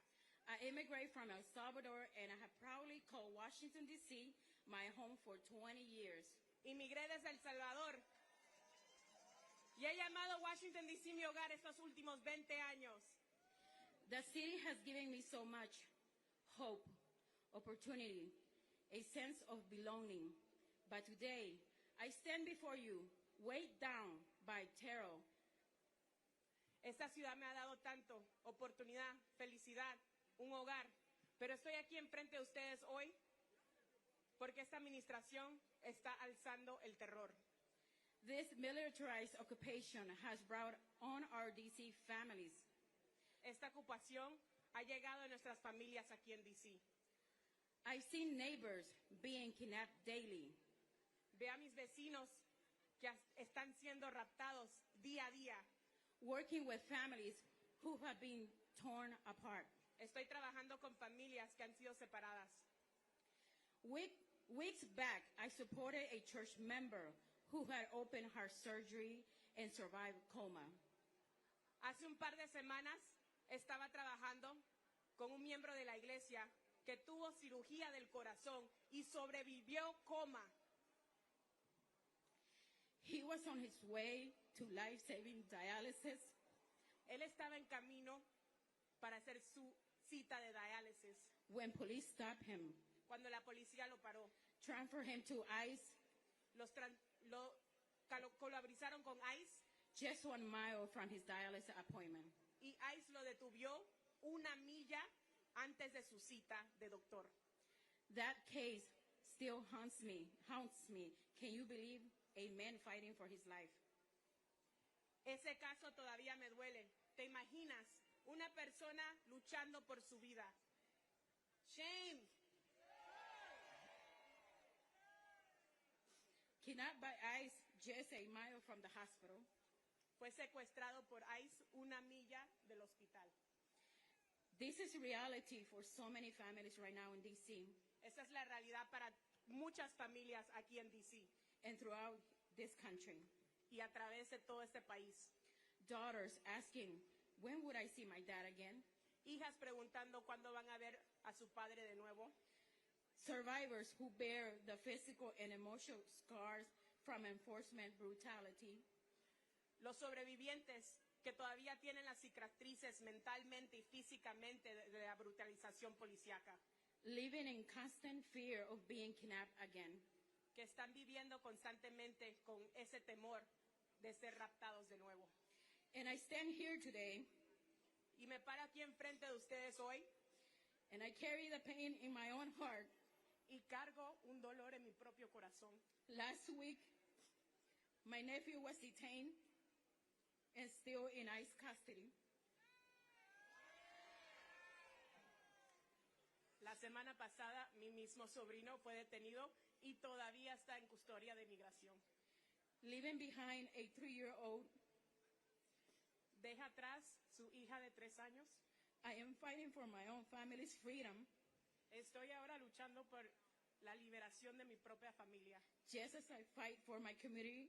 Como todavía estoy luchando por mi comunidad. In this darkness of the movement. En ese tiempo tan oscuro en el movimiento. But I refuse to give up. Pero nunca me voy a rendir. I fight because it's our only hope. Lucho porque es nuestra única esperanza. Our fight is our voice. Nuestra lucha es nuestra voz. And we will not be silenced. Y nunca vamos a ser silenciados. The stories of our pain, our dignity, and our fight will be heard. Las historias de nuestros sufrimientos van a ser escuchadas. We will not let this administration silence our voices or hide our struggles. Esta administración no vamos a dejar que nos silencien nuestra lucha ni nuestras palabras. We will stand together. Vamos a pararnos juntos, pies a pie. Because we are strong, united. Porque somos más fuertes cuando estamos unidos. For our families. Para nuestras familias. For our community. Para nuestra comunidad. And for our future. Y por nuestra futuro. This occupation. Esta ocupación. Must end now. Debe parar ahora mismo. Thank you. Liberen D.C. DC. Liberen D.C. Liberen D.C. Free D.C. Free D.C. Free D.C. Free D.C. Right here. Right here. Right now. Right now. Right here. Right here. Right now. Right now. Thank you. Thank you.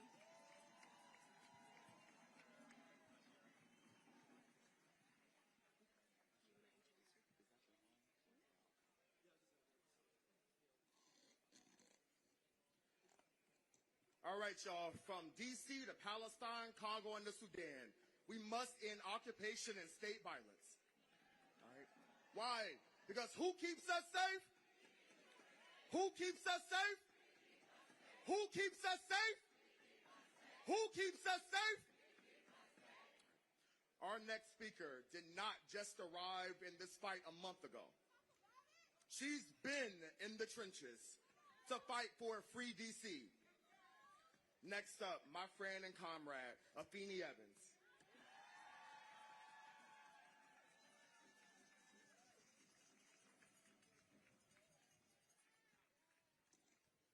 When I say hands up, you say fight back. Hands up!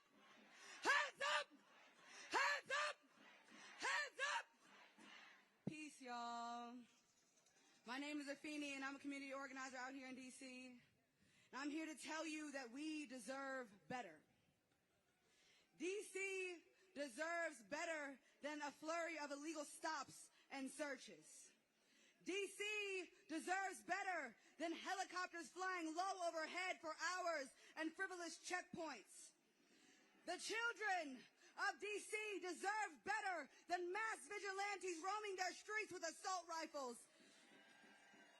D.C.'s migrant population deserves better than coming home to find that their family has been kidnapped by the same country that has sanctioned and destroyed their homeland. D.C.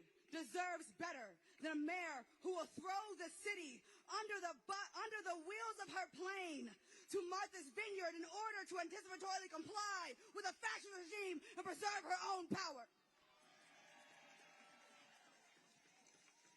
We deserve better than a mayor who would shake hands with a dictator who seeks to subjugate and dehumanize her residents. Because from D.C. to Palestine to Haiti, occupation is a crime, and all politicians that are complicit are criminals.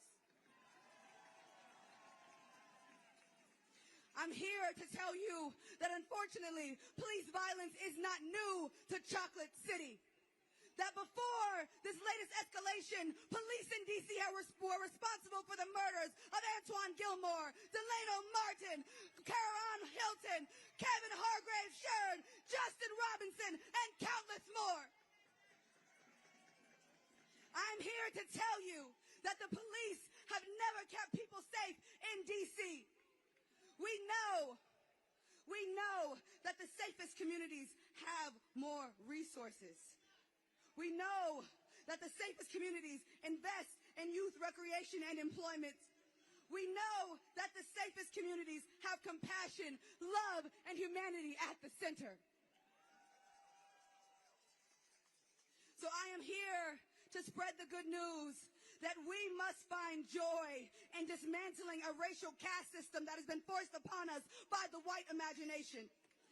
Because we will find liberation in our new society that is made in the image of the marginalized, in the image of the working class, and in the image of all indigenous peoples all over the globe. Because here in D.C., we deserve leadership that is better. We deserve better than leadership that is asleep at the wheel. And as a DMV icon, Rolling Ray, would say, it is time to wake them up. It is time to put them all on notice that if D.C. has any leaders that does not have statehood at the top of their lips at all times, that they're about to lose their goddamn job.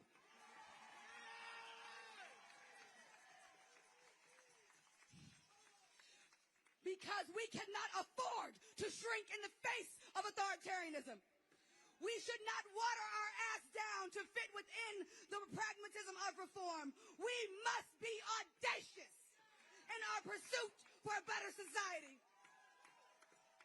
We must have the collective courage to fulfill a generational mandate that has been bestowed upon us to avenge the suffering of the 7 generations before us and to liberate the 7 generations after us.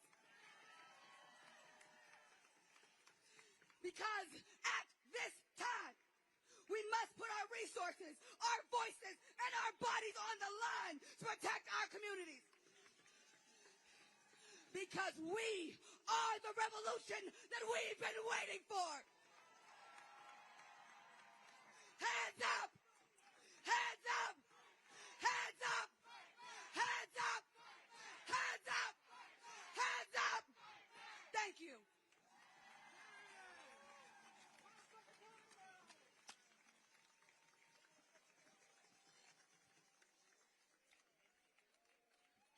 Please, another round of applause. Oh my gosh.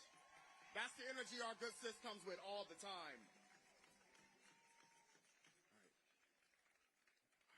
To keep this energy going, next up, welcome to the stage, Jesse Rabinowitz, Campaign and Communications Director for the National Homelessness Law Center, and Wesley Thomas, Guest Advisory Board Member and Spiegels Bureau Member, Miriam's Kitchen.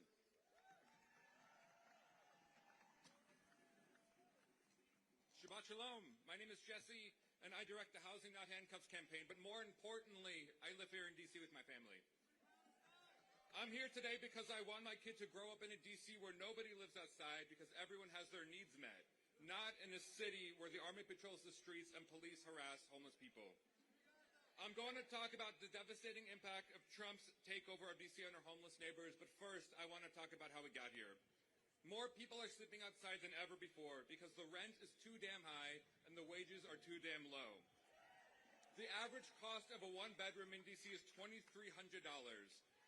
Now, for Donald Trump and his billionaire cronies, that might be pocket change, but we know it's just too much for most people to afford. Our housing system is broken, but instead of fixing it and lowering the rent, Donald Trump wants to cut housing support and make it a crime to sleep outside. That's shameful. Laws that make it a crime to be poor or black are as old as America, but they are in the middle of a rebirth. The takeover of D.C. is part of an attack led by right-wing billionaires on people who are poor, sick, and disabled. Trump has abandoned real solutions to homelessness, like housing and support, and has said for years that he wants to round up homeless people and force them into government-run detention camps. When a fascist tells you what they want to do, believe them. So what does Trump's attack on homeless Washingtonians look like? To me, it looked like state violence and state-sponsored chaos. I saw dozens of federal police officers from the FBI, Secret Service to Homeland Security gather near a few tents in Foggy Bottom. They didn't come with housing or support. They came with guns and flashing lights. The following morning, a caravan of over 20 police cars and trash trucks sped from site to site, throwing away people's belongings. In my decade of witnessing encampment evictions in D.C., I've never seen anything like this. And it's not a coincidence that Trump is targeting homeless people who in D.C. are nearly 90% black. It's not a coincidence. It is white supremacy in action. Throwing away somebody's belongings does not help them pay rent. And putting someone in jail doesn't make housing cheaper. The money spent on the National Guard deployment since Trump's takeover could have solved homelessness for 500 people for a year. Why can we find millions of dollars for the National Guard to pick up trash, but not for the government to help people? For me, this is personal, not just because I love D.C., but because Trump is locking up and targeting my neighbors. Look, I may be biased. I think you should care about people living outside because they are people. And my faith says love thy neighbors, regardless of where they live, what they look like, or where they come from. But if that isn't enough, I need you to care, because what starts with homeless folks in D.C. will spread to everybody across the country. Locking up people or removing people you don't want to see is textbook authoritarianism. Trump is testing public opinion on groups that he believes has little public sympathy, like homeless folks, migrants, and trans folks. We must include the attacks on homeless people and our collective understanding of Trump's power grab. I used to do homeless street outreach in the very parks Trump is targeting. People lived in these parks not because they wanted to be there, but because housing was too expensive and shelters were full. These folks, like most homeless people in D.C., are from D.C. They do their best they can to survive in a city and in a country where politicians would rather remove them than help them. In these parks, I saw the best in people. Folks struggling to get by built community and supported each other. And I even saw a few clients move into housing with the supports they needed and wanted. These folks thrived. They got their lives back on track. They got healthy, and they didn't live outside anymore. We need housing and support, not handcuffs and a military takeover. The solution to homelessness is housing. The solution to authoritarianism is solidarity. We need both. Free D.C.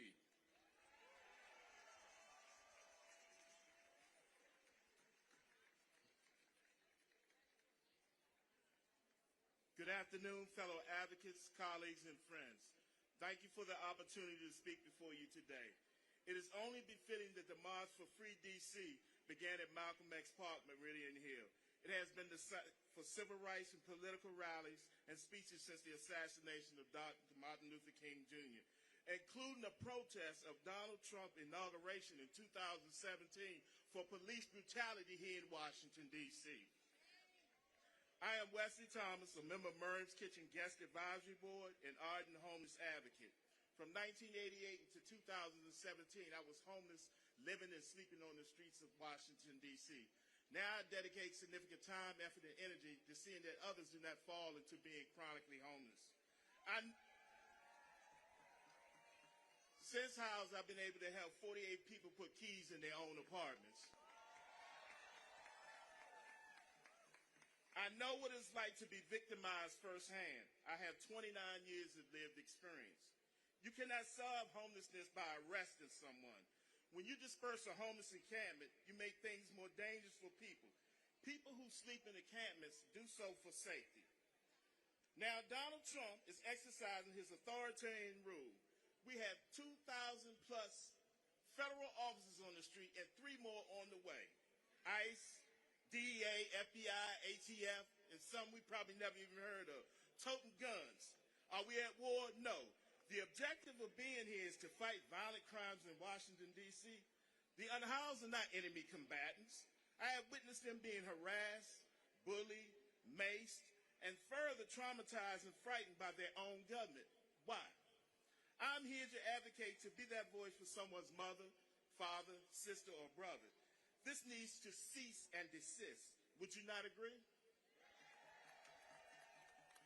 The federal government, listen to this, pays for hotels and food for the National Guard being deployed here, which is estimated to cost $1 million a day.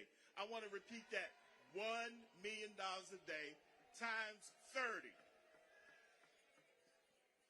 Yet, in the D.C. fiscal 26 budget, there is no money for permanent supportive housing for homeless people. None. Zero. Leaving on the streets here. So I ask my colleagues and friends present here today, how many permanent supportive housing vouchers can be acquired from funding issued for these federal officers here? It could house everyone, couldn't it? So I join you in solidarity today. The unhoused here in the nation's capital deserve better. We can do better. Housing, not handcuffs. Thank you.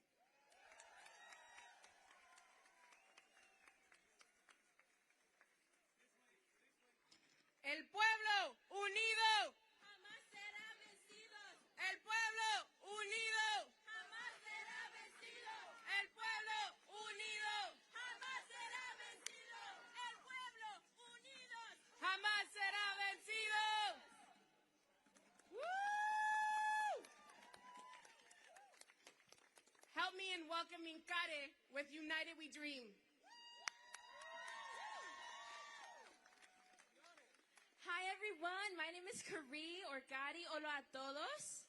I'm here with United We Dream Action, and these are my people, my crew, my group. I couldn't do that without them, so shout out to them.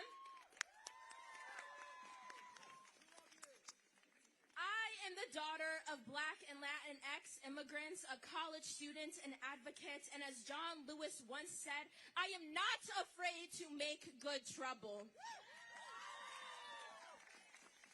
I am not afraid of making white supremacy shake. I'm not afraid of challenging the white fragility of this country. I am not afraid of tearing down fascist regimes and agendas that choose to seek and colonize my people.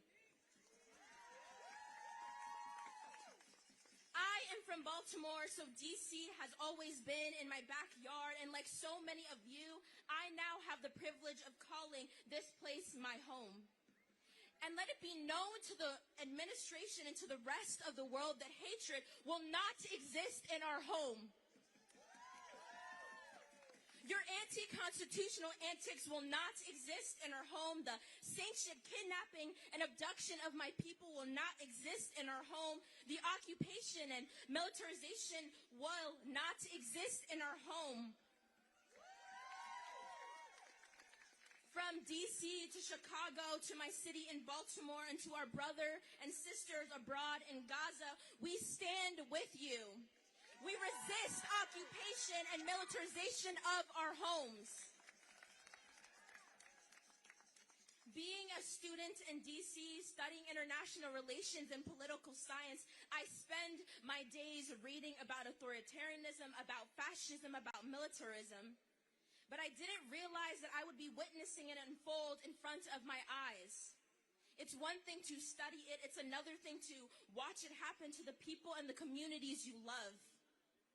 Done by a nation that so gallantly proclaims freedom and a nation that prides itself for justice and liberty. But for who? For who? Because freedom doesn't look like ICE strategically raiding our schools and our neighborhoods. Freedom doesn't look like targeting and criminalizing innocent black youth. Freedom doesn't look like wasting our tax dollars to fund your theoretical terror on cities.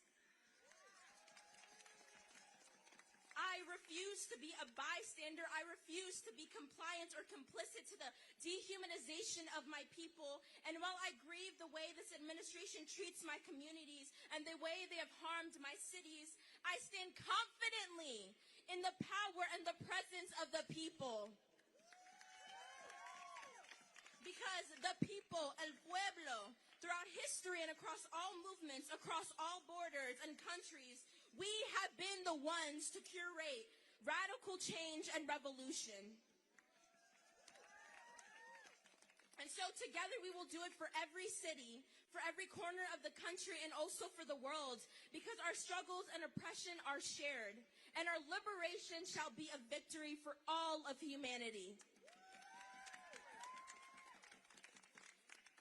I want to take a moment to share a quick story with you all. Just last Sunday, I went to Columbia Heights with my mom, and that neighborhood holds a special place in my heart. It's a community empowered by immigrants, homes filled with beautiful black and brown families and bodies. It's a place of life, of different languages, of prosperity and vibrancy.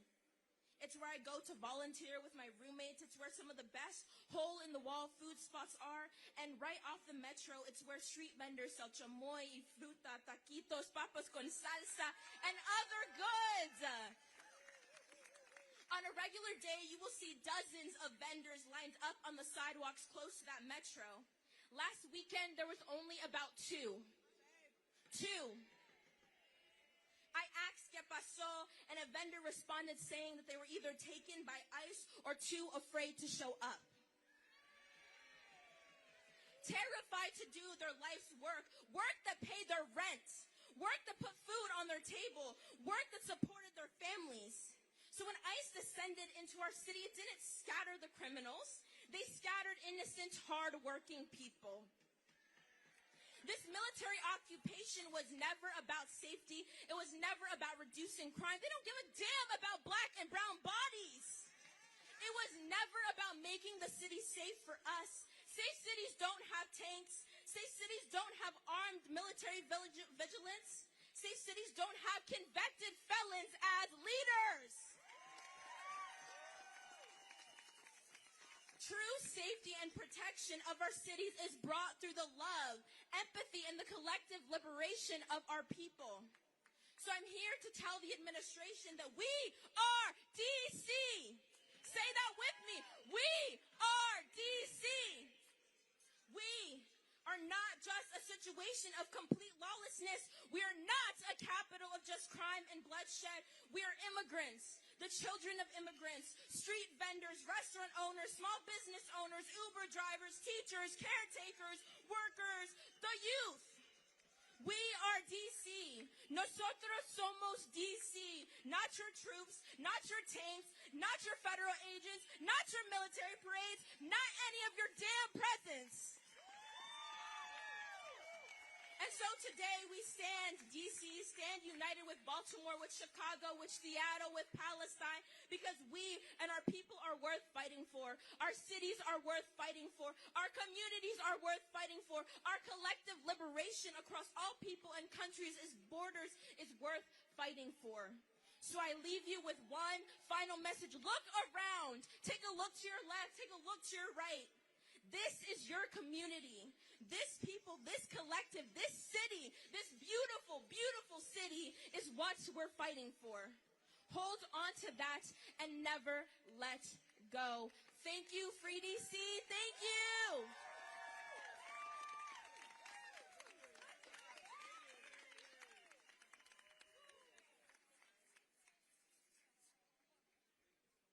All right, Karen, United We Dream Action. Thank y'all so much. Next up, we have Jaime Contreras, Executive Vice President of 32 BJ SEIU.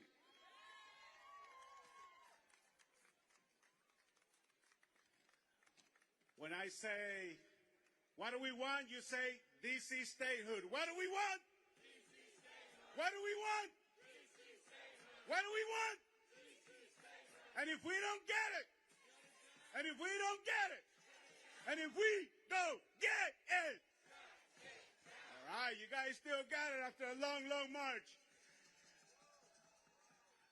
All of our members across all of our unions on the stage, right here, from those who clean all these buildings around you and protect them, federal buildings, commercial office buildings, they work at airports, construction workers who build our cities. I know the trades are here, the painters, those who host residents and tourists at restaurants and hotels. I know you're not here. It's in the house. Those who teach our children, NEA, Washington Teachers Union, I know they're here as well.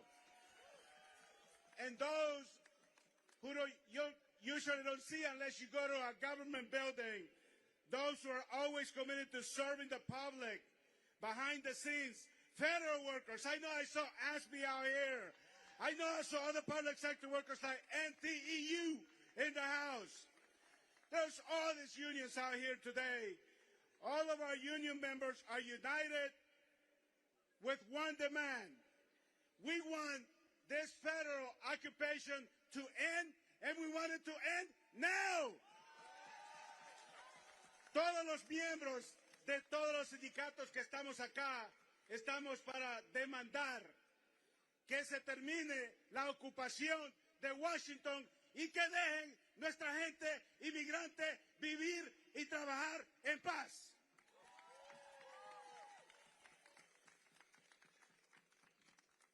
I'll leave it with this. DC workers deserve better, so we demand better. As a country, we are better than this. To my fellow military men and women in uniform who are walking our streets, I'm going to say, I'm sorry that you're being put in this position. I know many of you are asking, what the hell am I doing on the streets of Washington, D.C.? We will not be silenced. We will not stop raising our voices until the District of Columbia residents reclaim their rightful autonomy.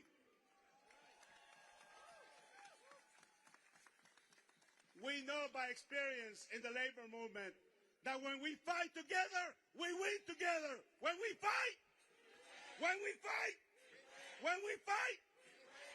Lastly, I'm going to introduce a worker who's one of those impacted workers, many impacted workers, a member of Unite Here, a hotel and restaurant worker. Please welcome Leslie Ventura, who's going to say a few words. Leslie.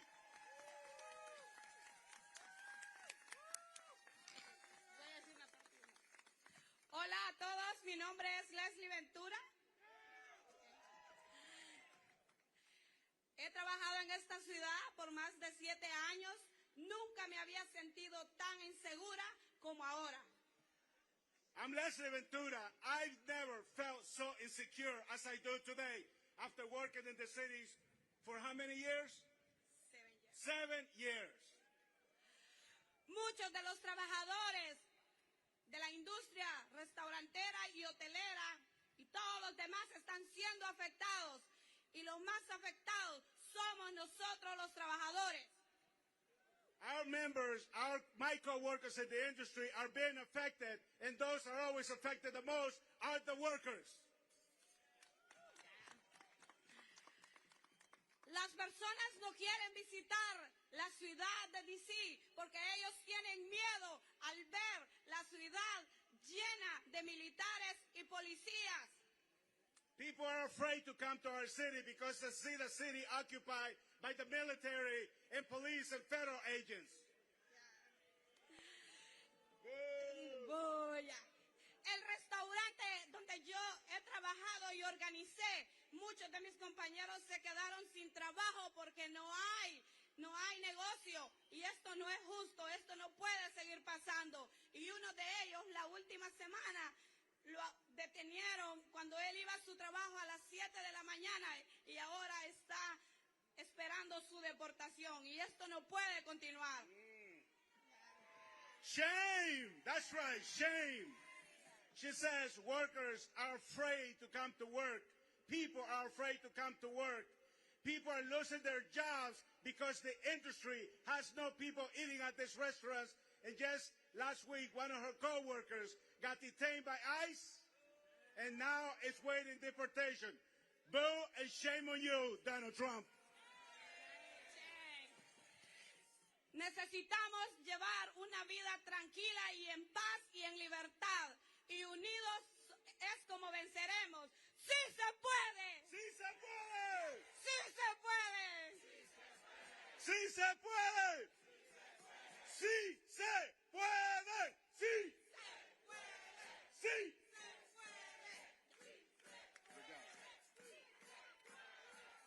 So now, it is my honor, gracias, Leslie, and yes, we have had members in 32BJ as well who have been stopped by federal agents. So I'm going to say one more chant, and that goes like this. Donald Trump, shame on you. Donald Trump, Donald Trump, Donald Trump, shame on you. Shame on you. So we demand that Congress, both Democrats and Republicans, grow some spine and reject any further erosion of democracy in D.C., just as they would do in their own districts. We demand Donald and the Trump administration removes the National Guard from our streets, not tomorrow, now.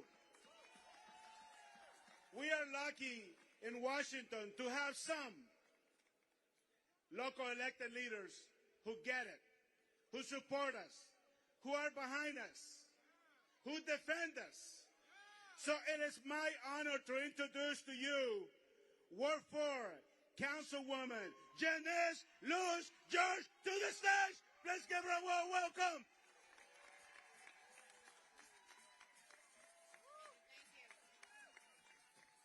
When I say free, you say DC free!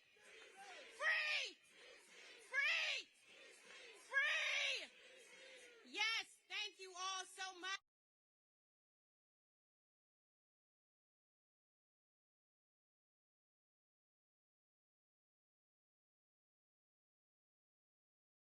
I am a third-generation Washingtonian, a proud daughter of the district, and a council member representing Ward 4. I want to speak today because I think there's some confusion in the country where we stand as a district and as district leaders. And so there's some things I want to make sure is clear to our elected leaders across this country. This city, our city, is beautiful. D.C. is a sanctuary city. It is a city that embraces, not excludes. It is a home to black families who have been here for generations, to immigrant families who came here seeking safety and opportunity, to federal workers, to service workers, to transit workers, to artists, to educators, people who have built their lives and their communities here. That's who we are. We are a city that believes deeply and unapologetically in a world where every person's needs are met and every person can thrive. We are a city that believes in fundamental rights enshrined in the Constitution, rights that are not conditional, not negotiable, and not reserved only for a few. That is the D.C. I come from. That is the D.C. I represent. But what we have seen in these last 3 weeks have been more devastating. It has been chilling to the bone. We have watched this fascist regime, make no mistake dream trampled the constitutional rights that every person in this country should be able to count on. We have listened as they have tried to rewrite the story of our city and this country and Black history, but we will not let them erase the truth. And we need the rest of the country to understand, truly understand what is happening on our streets, what we are witnessing, the breakdown of the very legal and constitutional protections that are supposed to define this nation. This regime has tried to intimidate and terrorize us, to break our spirit.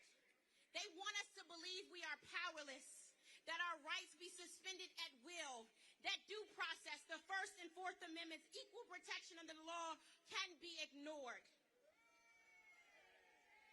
And let's be clear, they chose D.C. for a reason.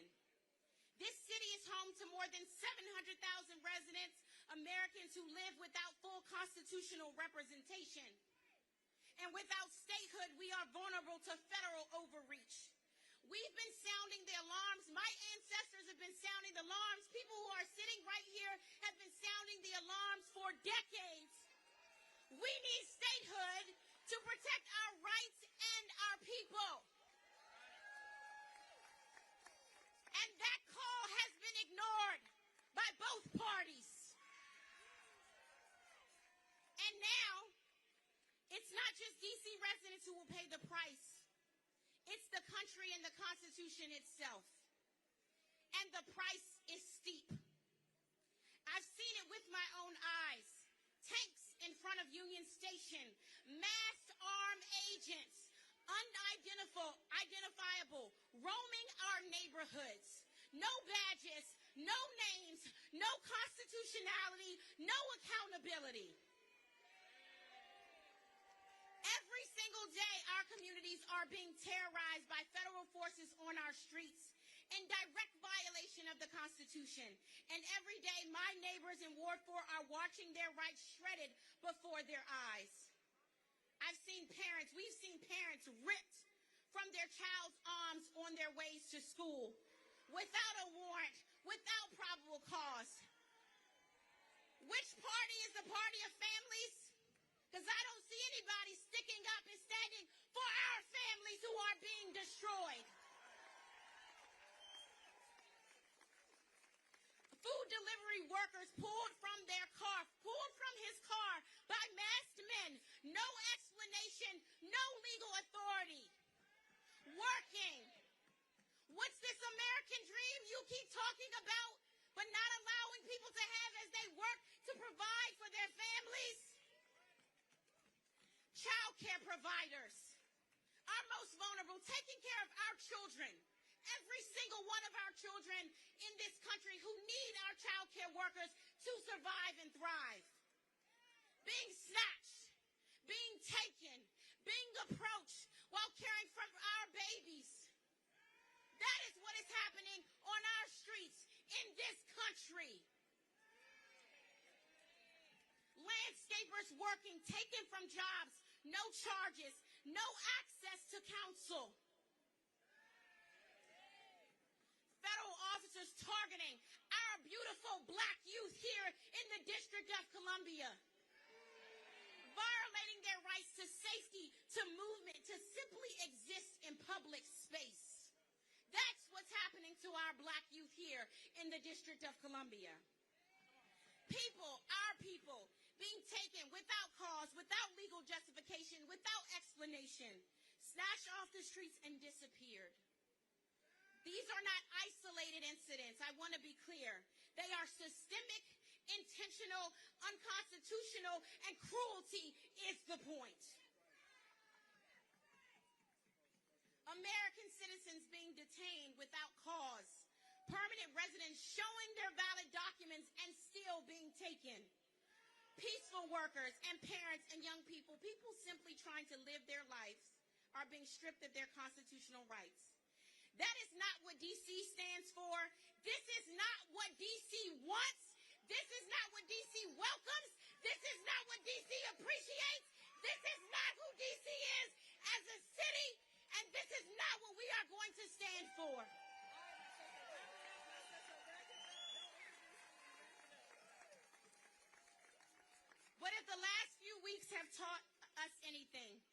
what DC is made of. We don't cower. We organize. We resist. We know the value of our rights, and we will make that value known. And that is what we are going to continue to do. So as I said before, this is the capital city. If we fall, this country falls. This is not just DC's fight. This is America's fight. So get in this fight with us and free DC. When I say hands off, you say DC. Hands off. Hands off. Hands off. Hands off. Thank you.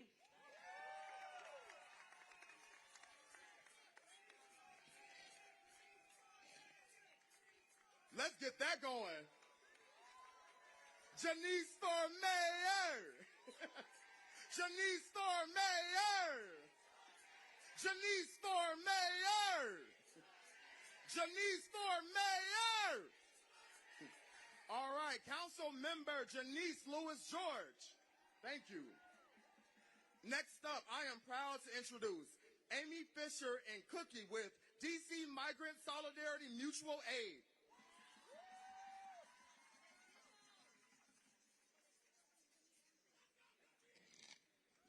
Buenas tardes. Good afternoon, everyone. My name is Cookie, and I am proud to be a core organizer with Colectivo de Familias Migrantes. Buenas tardes a todos.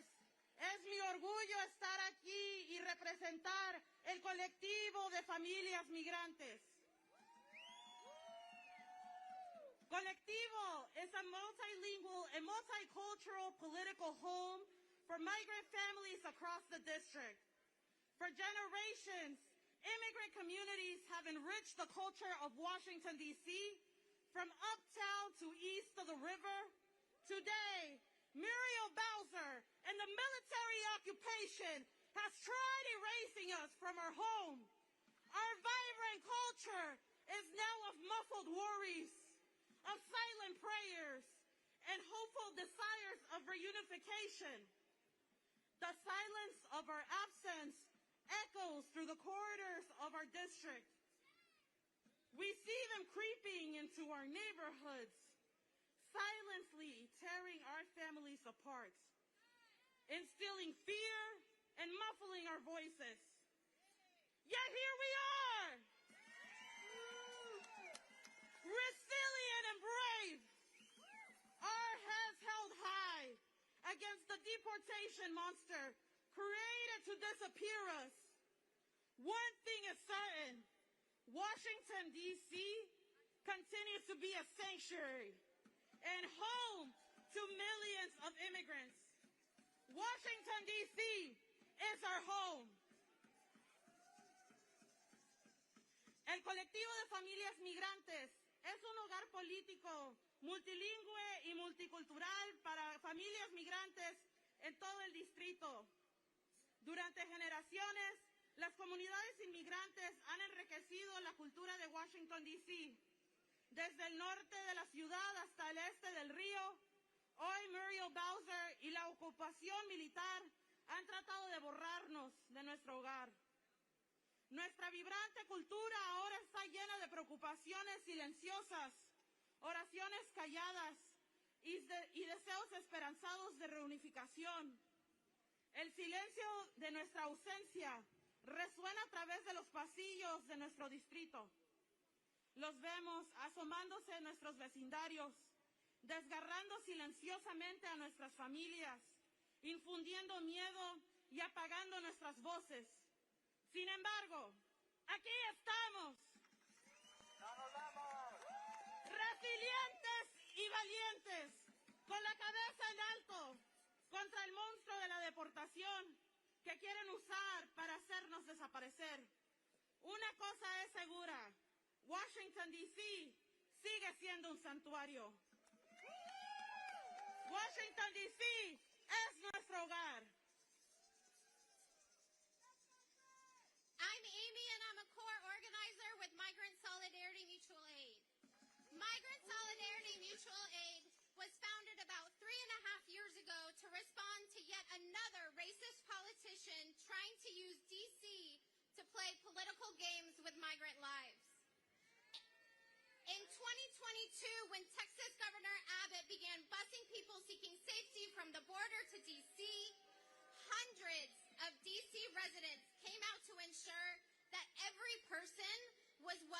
dignity, while Mayor Bowser was nowhere to be seen.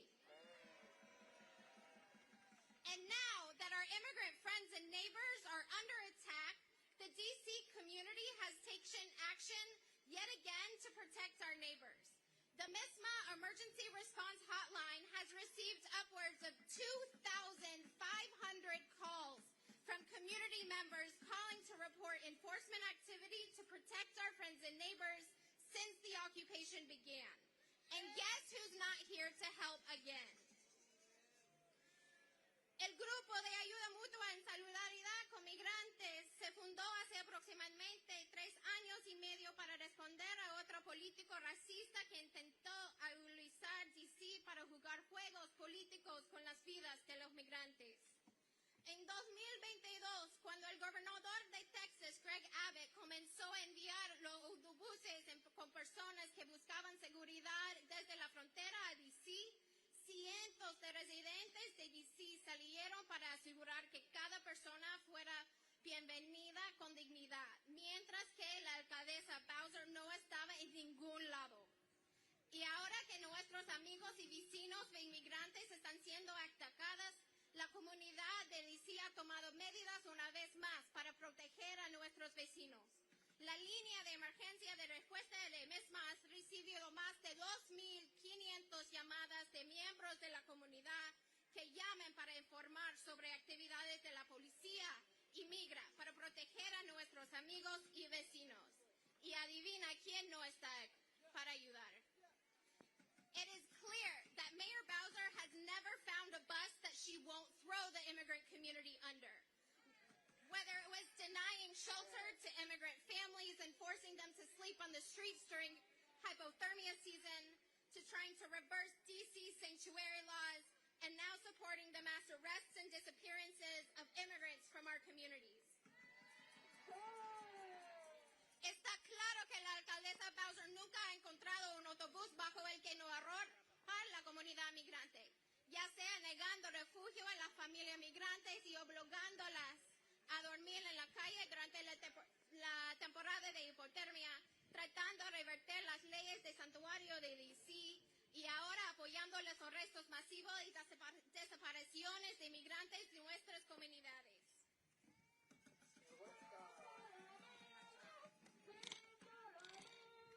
Too many of our family members have disappeared, morphed into a hopeful prayer for reunification. Too many of us are afraid to leave our homes, to go to work, to go to school, to seek help because we know when we leave home for the day, we may not come home. Even before the start of the occupation, we watched how Deporter-in-Chief Muriel Bowser conspires with racists like Stephen Miller in the White House to terrorize our Black, brown, and indigenous communities across D.C. We have seen how MPD and ICE are working hand in hand to set up checkpoints, racially profile us and our fathers, stopping and searching us with their dirty and sweaty hands, touching our bodies without consent. We see them march through our neighborhoods to round up our community in cages. Demasiados de nuestros miembros de la familia han desaparecido, convirtiéndose en una oración esperanzada por un milagro de reunificación. Incluso antes del inicio de la ocupación, hemos visto como la deportadora Muriel Bowser conspira con racistas como Stephen Miller. Son organizaciones como Colectivo de Familias Migrantes y MESMA que están todos los días en las calles.